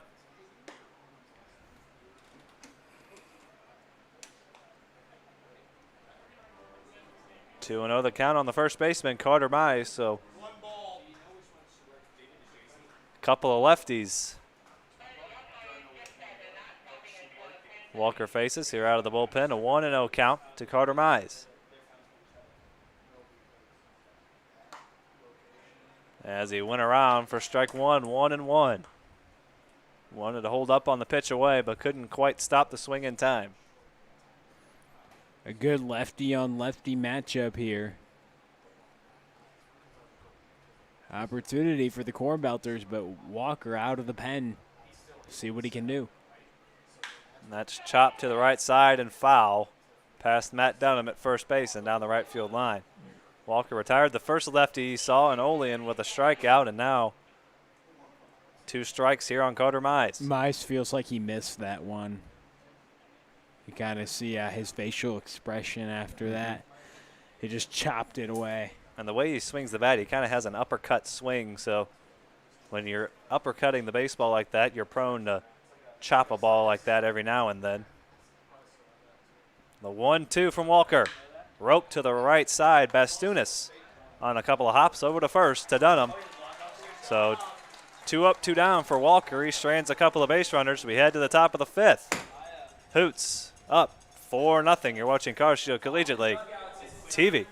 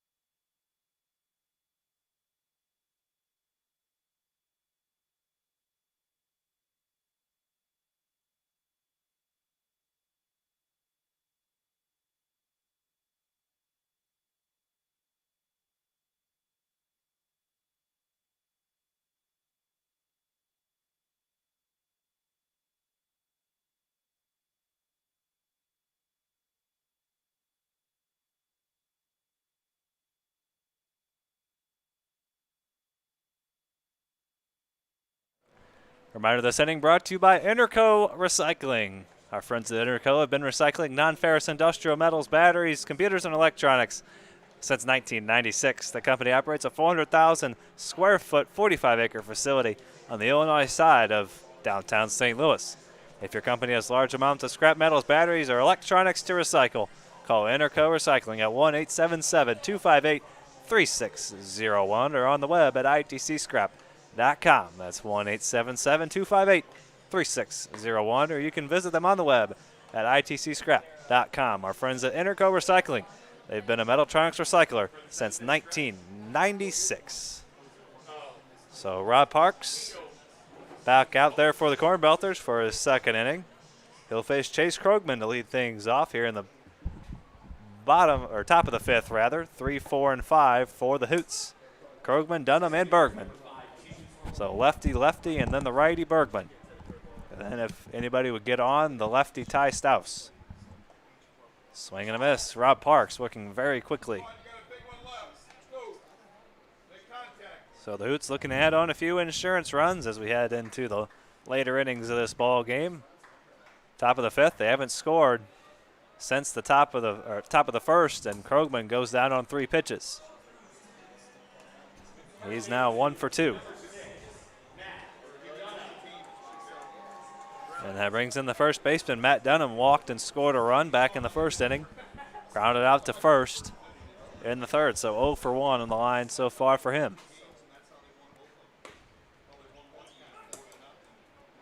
The second baseman, Freeling, playing in shallow right field. Outfield, big gap in right center as the center fielder Matheny shading Dunham slightly to left center. Desmond Wood shading slightly to pole in right. So a big gap in right center as Dunham fouls that one away. 1-2 on the now slew Billiken, Matt Dunham.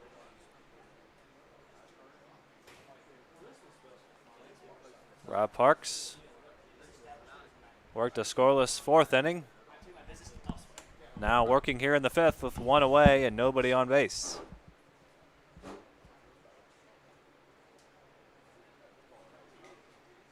The 2-2. Outside corner called, third strike. Back-to-back strikeouts for Parks here in the fifth. 3 straight dating back to last inning and 4 in an inning and 2/3 for the lefty out of SIU Edwardsville. Scoreboard, the Cornbelters need 1 hit.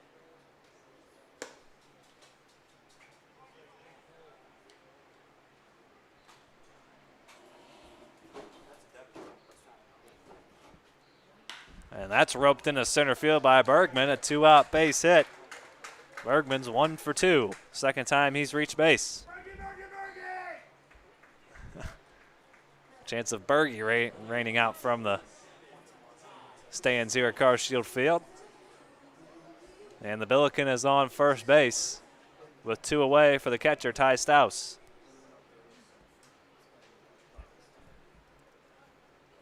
Oh for 2 on the evening so far for him, a strikeout and a ground ball.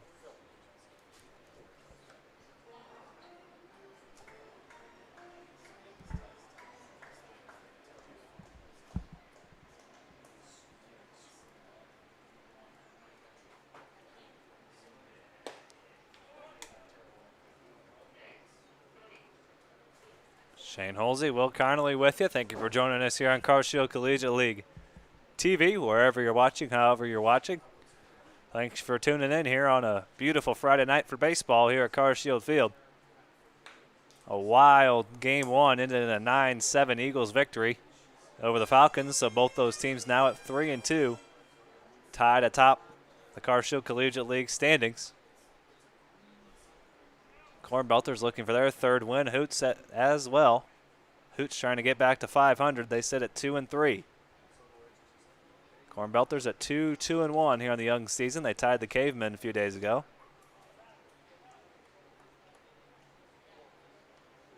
So Cornbelters and Cavemen each with a tie. And the 2-2 to Stouse, swing and a miss. Parks strikes out the side and strands Bergman on first. We head to the bottom of the 5th.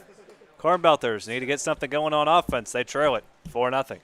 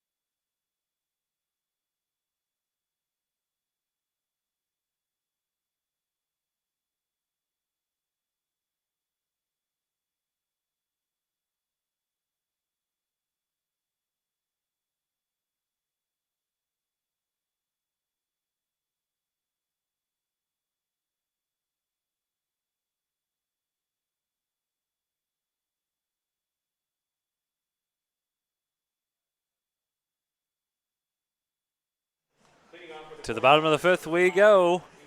Brady Walker back out for his second inning of work, facing the Cornbelters here in the bottom of the fifth. It'll be the bottom third in the Cornbelters order. Mize, Freeling, and Menendez. That's Drew Mize at the plate, playing shortstop this evening. 0 for 1 in his only at-bat so far. He'll look to get something going, as the Cornbelters have recorded just one hit on the evening. Just 3 Cornbelters have reached base. A infield single by Menendez and walks by Obertop and Cook, the only base runners for the Cornbelters this evening.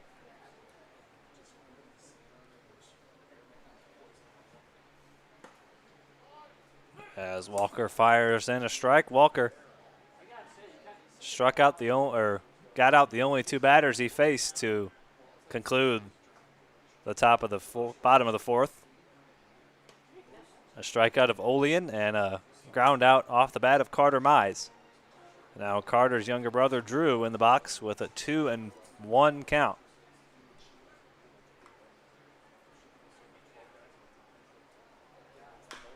That's chopped to the left side. And a nice play by Staker. He's made a couple of them over there at third, and he makes another one for out number 1. That play earlier was insane, Shane. I'm still thinking about full-fledged dive out and then just cannon. Literal cannon across the infield. I mean, a literal cannon? Literal. Like, not even. It was actually a cannon. But I think that it rivals what Tommy Woods did. Just diving the other way. Insane. We've seen some amazing plays at third base in this summer so far as Freeling swings and misses for strike 1. We'll have to get you to post that and add that maybe the ESPN assignment desk. See if they can't put that on the top 10. No. You know it. 0-1 count to Zach Freeling. Now 1-1.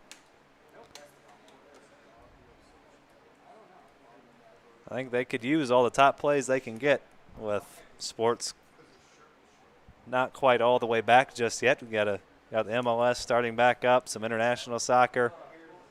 As Freeling laces that one, Staker made a nice effort and leaped for it. Freeling with a wide turnaround first, but he will hold there. NASCAR back in action. We'll see the NBA and the NHL. UFC. And UFC without any fans. Have you watched any of that UFC without the fans? It's something else. I mean, hey, they're back though. Give them back. credit. Give them credit. They're back. That's one of those sports that almost, I don't want to say works better without fans, but you can hear like the punches and the kicks when they connect, the chatter from their corners, all that stuff. It's kind of interesting to watch. Yeah, I haven't watched it. Have you? I've caught a few fights on some nights. There wasn't much else on Saturday night a few Saturdays ago, and decided I'll watch some UFC, and it was pretty interesting.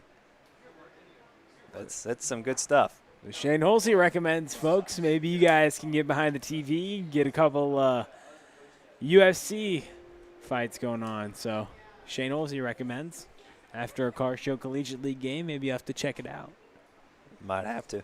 But sports, you talked about it's interesting with what college sports has announced recently as well with the Ivy League canning everything for the fall until January, and other conferences following suit in a different capacity, saying, hey, okay, we'll only play conference games. So it'll be interesting to see what things are going to look like. But we're very grateful and blessed to be able to have sports, at least in this capacity, in the Car Shield Collegiate League. That's back to Walker. A chance at 2, and they turn it. 1-6-3 on the double play. The turn at second by the Saluki, Nick Neville, and we're through 5. We send it to Will Connerly. He'll have the last couple of innings for you here on Car Show Collegiate League. TV, Hoots lead it 4-0.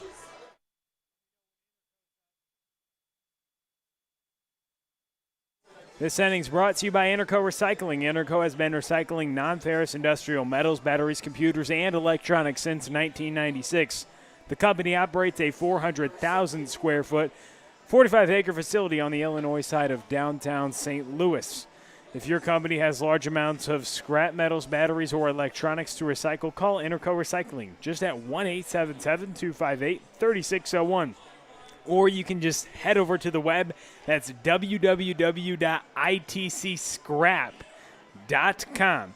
So that's Interco Recycling, a Mellotronics recycler since 1996. Chucky B, Shane Holsey, Will Connerly here with you, and a talented lefty on the mound, striking out the side last time out.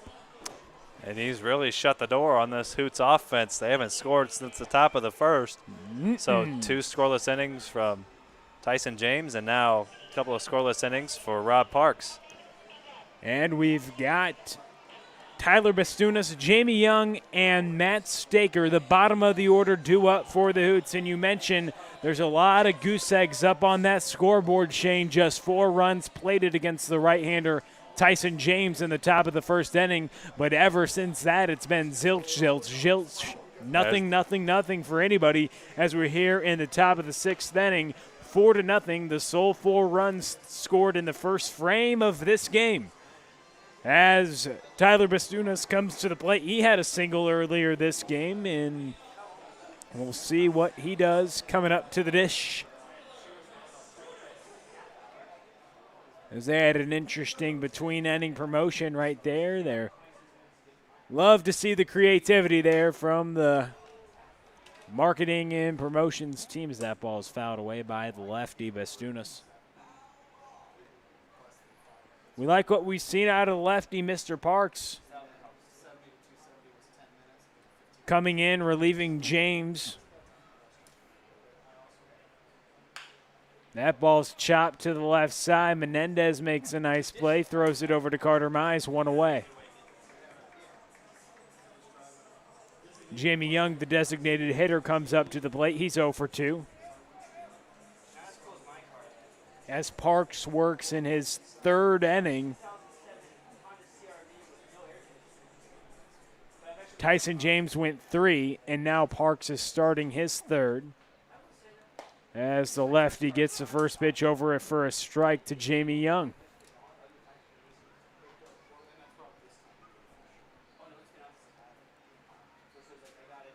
Pitch missed low. Shane Holsey, Will Connerly with you, and we've got games tomorrow on tap for you. Caveman Eagles at 2:30. Then we got the Falcons and Cornbelters at 5:30. Then after that, Gems and the Hoots, all teams in action tomorrow. Excited to see it. Those standings are oh so close. So who's your favorite team? You're following them. Everybody's got a shot right now. In these standings, everybody's all neck and neck right now. Forrest Herman's squad taking on Josh Kiesel's squad before this game, and it was great to see that things kind of are evening out in the standings just early on. We're probably not going to be peeking at them too much early in the season, but I wonder when it gets to the point, well, we'll start doing that in such a short sprint of a season. Not like the winner. Whoa, that ball's belted to left field and way gone. Jamie Young hits a bomb. And he touches all the base paths and hits a bomb off the lefty, Rob Parks. 5-0 Hoots. Didn't even let you get your sentence out. Didn't need to. Got out in a hurry. Talk about an interruption. Joey Hawkins goes to the mound to talk to Parks. We'll see if he makes the call to the pen.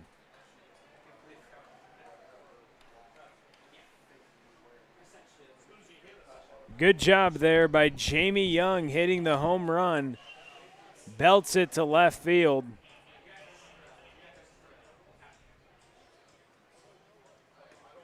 And now it's 5-0. The Hoots have the lead.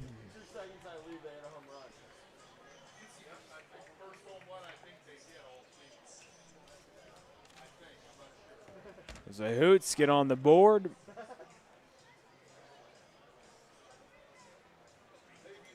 And hit the home run. Joey Hawkins is going to stay with his left-hander, Rob Parks.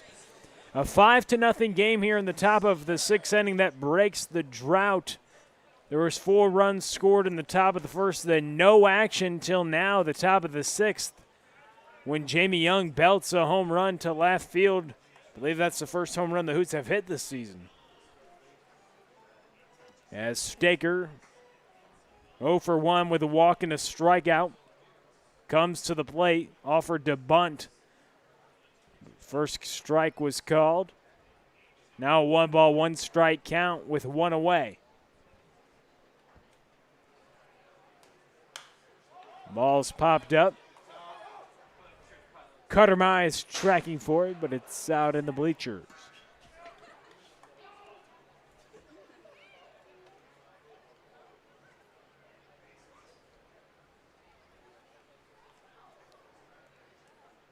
So the Webster University Gorlock, Matt Staker in the box.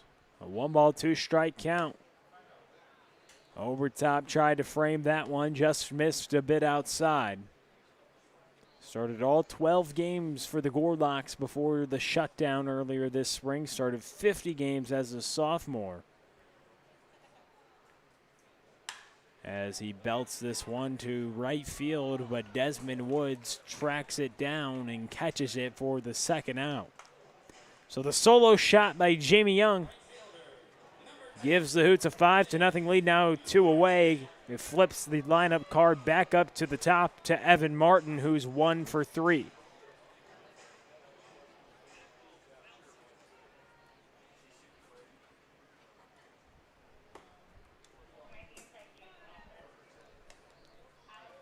Evan Martin swinging it from the left side, offers a lot of good speed at the top of the order. Nick Neville hitting second. That pitch is missed inside. We like the structure of this Hoots team so far. Dropped their first couple games as Martin hits this one into right field. What a play by the second baseman, Zach Freeling. Looked like it's going to be a hit. He said no.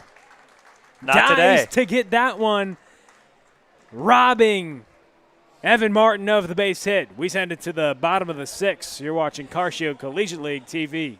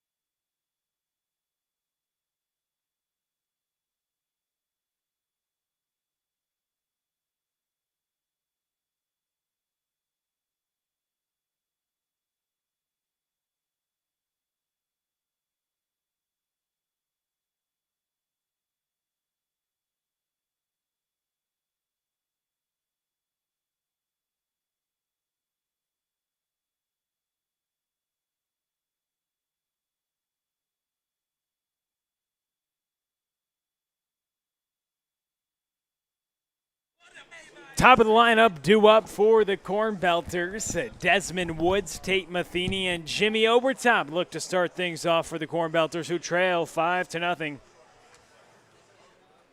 As we're here in the bottom of the 6th inning, breaking ball got over for a strike by the left-hander, Brady Walker.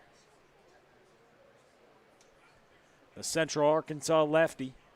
A couple Central Arkansas pitchers standing out on this staff. Tyler Cleveland is doing a nice job the other night as that ball's hit away to the right side and foul. 0-2 is the count to the leadoff hitter, Desmond Woods, here in the bottom of the 6th inning. Where the Cornbelters trail 5-0. Joey Hawkins looking for his offense from his team, and a good opportunity to do it with the top of the lineup up in Desmond Woods. That ball is fouled back, still 0-2 the count as Walker looks to put away the leadoff hitter.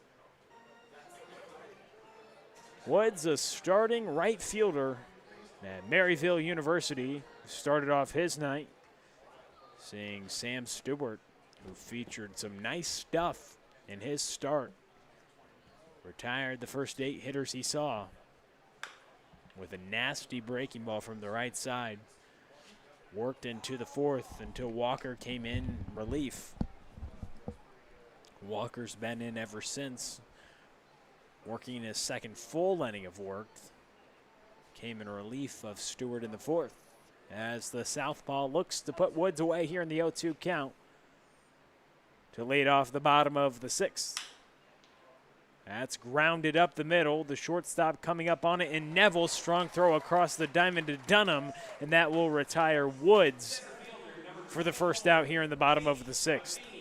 And that might look like a routine ground ball, but Neville had to read that one off the bat, come and charge it, play it on a couple of hops, not let the ball play him.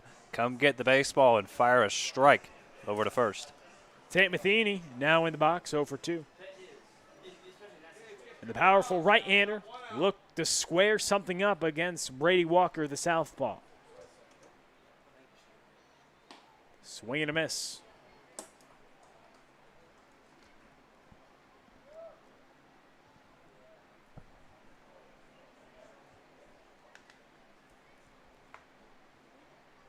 The 0-1 pitch from the lefty is missed inside. 1 ball, 1 strike to Tate Matheny in the box. Playing center field today for Joey Hawkins.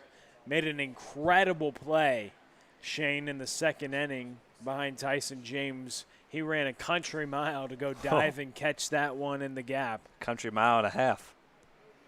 A 1 ball, 1 strike pitch. As this ball is popped and skied high to left center field, coming under it is Chase Krogman, who eventually catches it for the second out. Jimmy Overtop coming up. He's 0 for 1 with a walk and a strikeout, looking back in the first inning. That's a minor leaguer flying out to minor leaguer. A couple of minor league center fielders, Matheny and Krogman.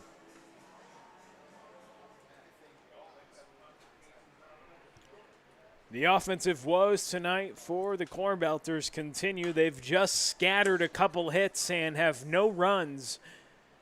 Just a couple hits, and a lot of it is attributed to the great pitching performance so far from the Hoots. Sam Stewart to start things off, and then they turn it to the left-hander, Brady Walker, who's done a fine job as well. No runs and just, like we said, a couple hits.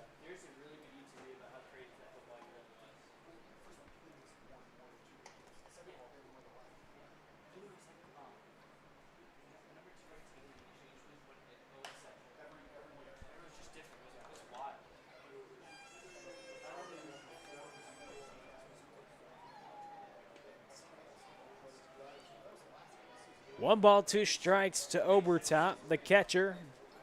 3-hole today for the Cornbelters, who look to get some offense going.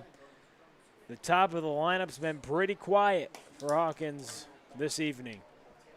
Like to say most of the lineup, but the guys that you expect to produce haven't been the ones to even scatter those 2 hits. Those have both come from the bottom of the lineup. No runs and just 2 hits for Joey Hawkins' offense. Top 3 in the order, 0 for 8 with just a walk. Make that 0 for 9. As Obertop swings through that breaking ball through 6. You're watching CarShield Collegiate League TV, 5-0 Hoots on top.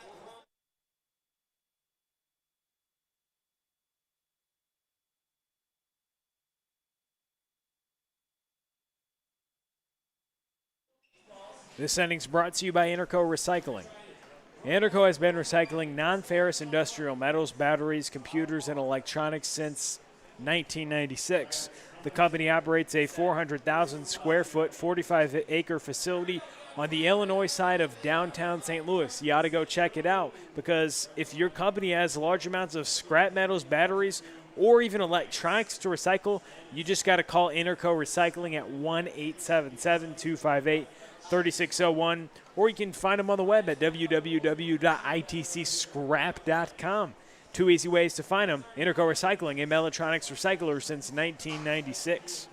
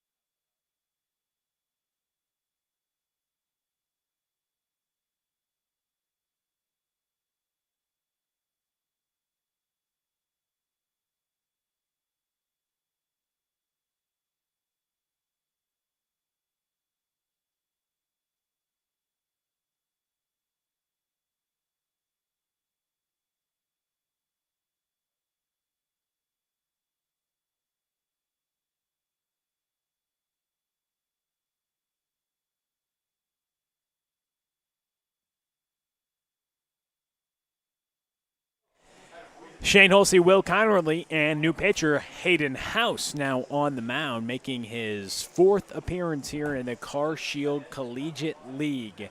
He's gone 4 1/3. He's 2-0 on the mound, just surrendered 3 hits and 1 run as a 1.6 ERA, and he's 2-0 on the mound, and Hayden House looks to keep the deficit where it is as his Cornbelters have struggled tonight, but he comes in the top of the 7th inning. Final inning today, Shane, as the Hoots look to extend their lead, and just 3 outs to score 5 runs next for the Cornbelters, unless the Hoots can add any more. And a decent chance they do, with Krogman, Dunham, and Bergman up 3-4-5 for the Hoots. But on the mound again, Hayden House, who's 2-0 in this young season, making his 4th appearance here in the Car Shield Collegiate League, has seen a lot of action, mainly been used sparingly in terms of length of his outings, but 4 outings so far. For number 16, the Maryville Sidewinder, Hayden House. The Submarine Sidewinder right-hander. Maryville's got themselves a nice pitcher, though. Already picked up a couple victories for Joey Hawkins, ahead 0-2 in the count. As that ball hits Neville, and now that brings up Krogman. So Neville, Krogman, and Dunham do up this inning. Excuse me, as Krogman now in the box after Neville gets hit. Got a little head, but now we got Krogman in the box here in the top of the 7th inning, Shane. Got a little ahead of yourself, but hey, both lefties.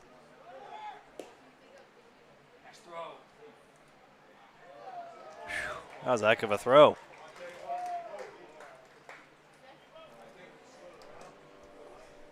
But it was a stolen base by Neville being aggressive, and that stolen base is brought to you by the O'Fallon Family YMCA, the Y for Youth Development, Healthy Living, and Social Responsibility. Hayden House now working with a runner in scoring position for these Hoots. This ball is chopped high to the second baseman, and it gets out of the reach of Zach Freeling and goes into the outfield. Another run will score, and it's a 6-0 lead.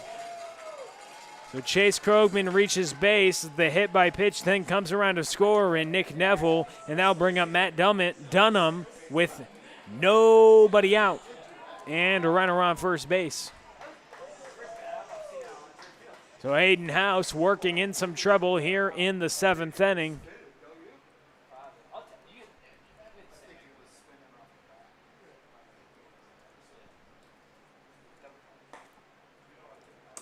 Strike called on the corner. 0-1 is the count.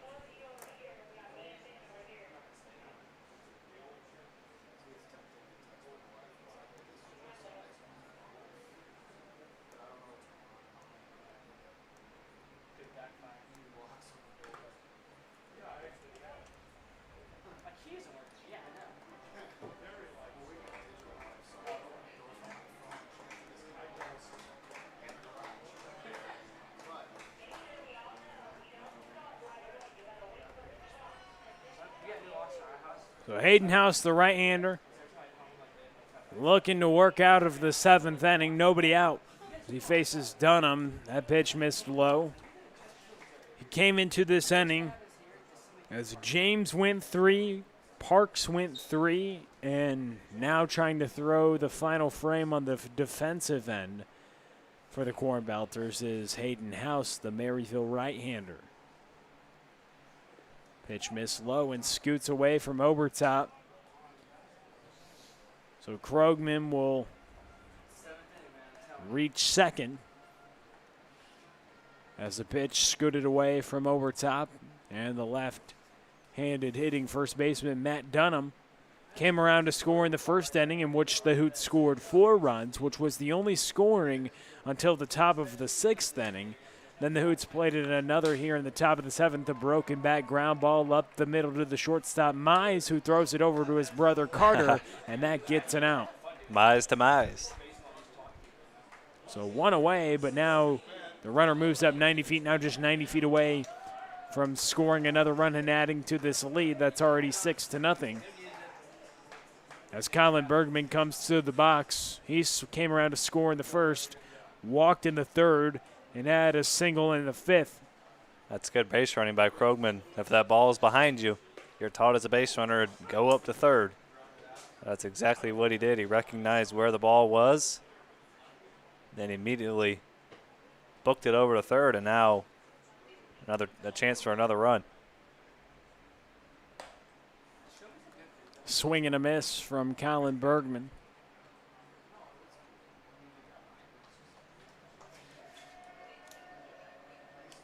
As the right-hander House works from the first base side of the rubber. And the side armor delivers. The breaking ball missed inside, a ball and a couple strikes, one away and one on. The runner third base is Chase Krogman, just 90 feet away from extending this lead to 7-0 with one out. Strike three as Bergman gets rung up on the low pitch from the side armor. So 2 away now here in the top of the 7th inning. Car Shield Collegiate League action's been fun so far. And this game, it's been all hoots. Just a couple hits scattered for Joey Hawkins' offense and no runs scored. Great pitching performance coupled with enough offense needed for the Hoots as they've had 6 hits, but also scored that 4-run cushion to start the game may prove to be all they needed, as we'll find out in the bottom frame of this inning. But House working on Ty Stouse. That pitch missed low, good block by Obertop. 1 ball, 1 strike, 2 away. You mentioned that 4 spot put up in the first inning before Sam Stewart even took the mound. He already had a 4-run lead, so no doubt that settled the nerves a little bit, and he was a lot more comfortable. And he pitched a whale of a ball game. Yeah, retired the first 8 he saw through 3 shutout innings. Then he came out of the game through 3+. Then Walker came in, looked great. So Lincoln's deployed a great pitching staff so far. And the offense needed has been nice as that ball gets away from Obertop. The catcher goes back to the backstop, and Chase Krogman will come around to score.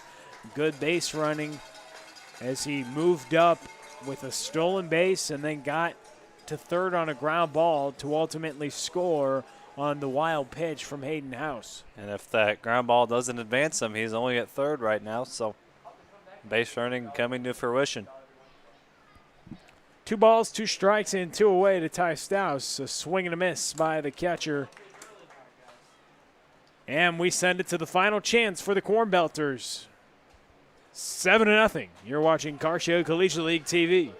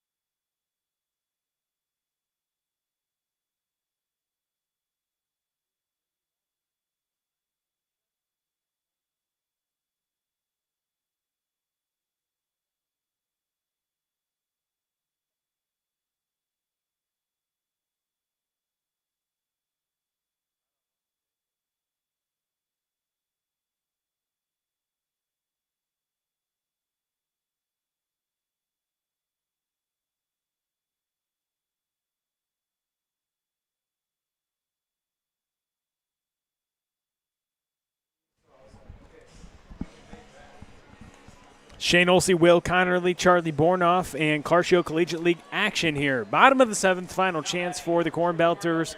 Josh Cook, Brandon Olean, and Carter Mize due up for the Cornbelters, and they'll face a pretty good left-hander. He's done well tonight, relieving Sam Stewart. Just has surrendered a hit. And that ball's chopped up the middle. Brady Walker doing a nice job. One pitch and one away here in the bottom of the 7th inning. Brady Walker done nice tonight, trying to close things out for the Hoots. Try to improve and get that 3rd win of the season, improve to 500. Joe Lincoln and his staff improving to 500, hopefully after a couple more outs in the Hoots' eyes after dropping the first 2 games of the season. They could make it 3 of their last 4 if they can pick up a W here tonight. And you could say the Hoots are hot if they can do that. With a 7-run cushion, likely the outcome. As Walker delivers the pitch, missed low, 1 ball, 1 strike to the left-handed hitting outfielder Brandon Olean.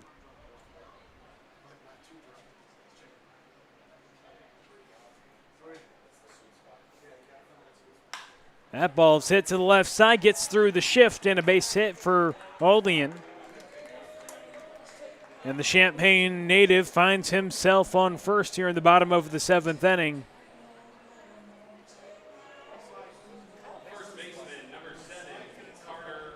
And the Umsel Triton passes the baton on to Carter Mize. So the first baseman, Carter Mize, comes up with 1 aboard and 1 away, facing the lefty Brady Walker.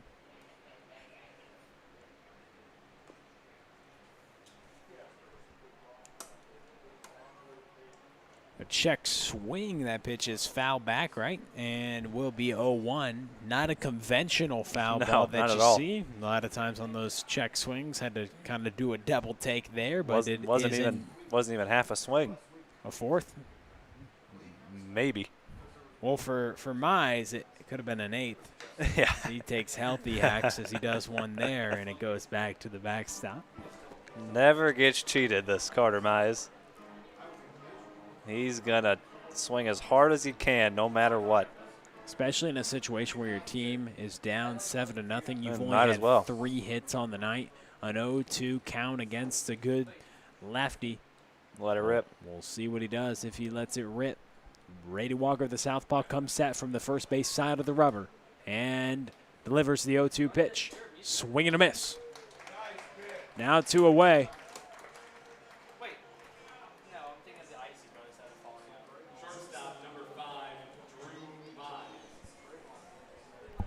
And Drew Mize now comes to the plate.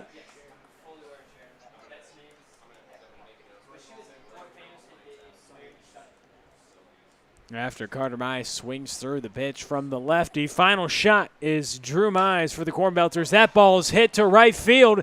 It has a chance, and it's off the top of the wall. Drew Mize will motor into second base. And so now runners at second and third for Zach Friedling. The inning extends, a 2-out double for Drew Mize. And a couple feet maybe to the left, if that. And that's a home run. Hit about halfway up on that wall in right field, just to the right of that short wall. And Mize just maybe a matter of feet, maybe a matter of inches from a home run. So a couple of knocks here in the bottom of the 7th. Still no runs. A 7-0 deficit for the Cornbelters, but that brings in Zach Freeling with runners on second and third.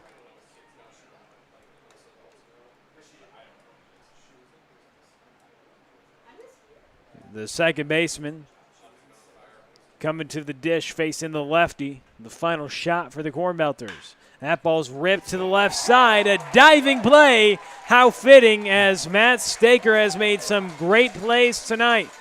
Makes another highlight reel there, and the Hoots win.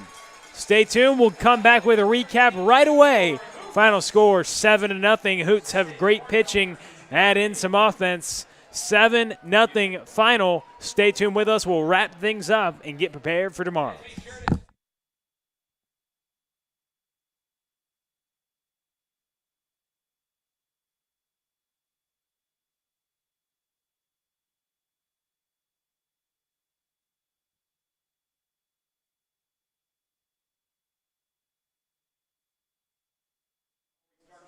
Give it a final.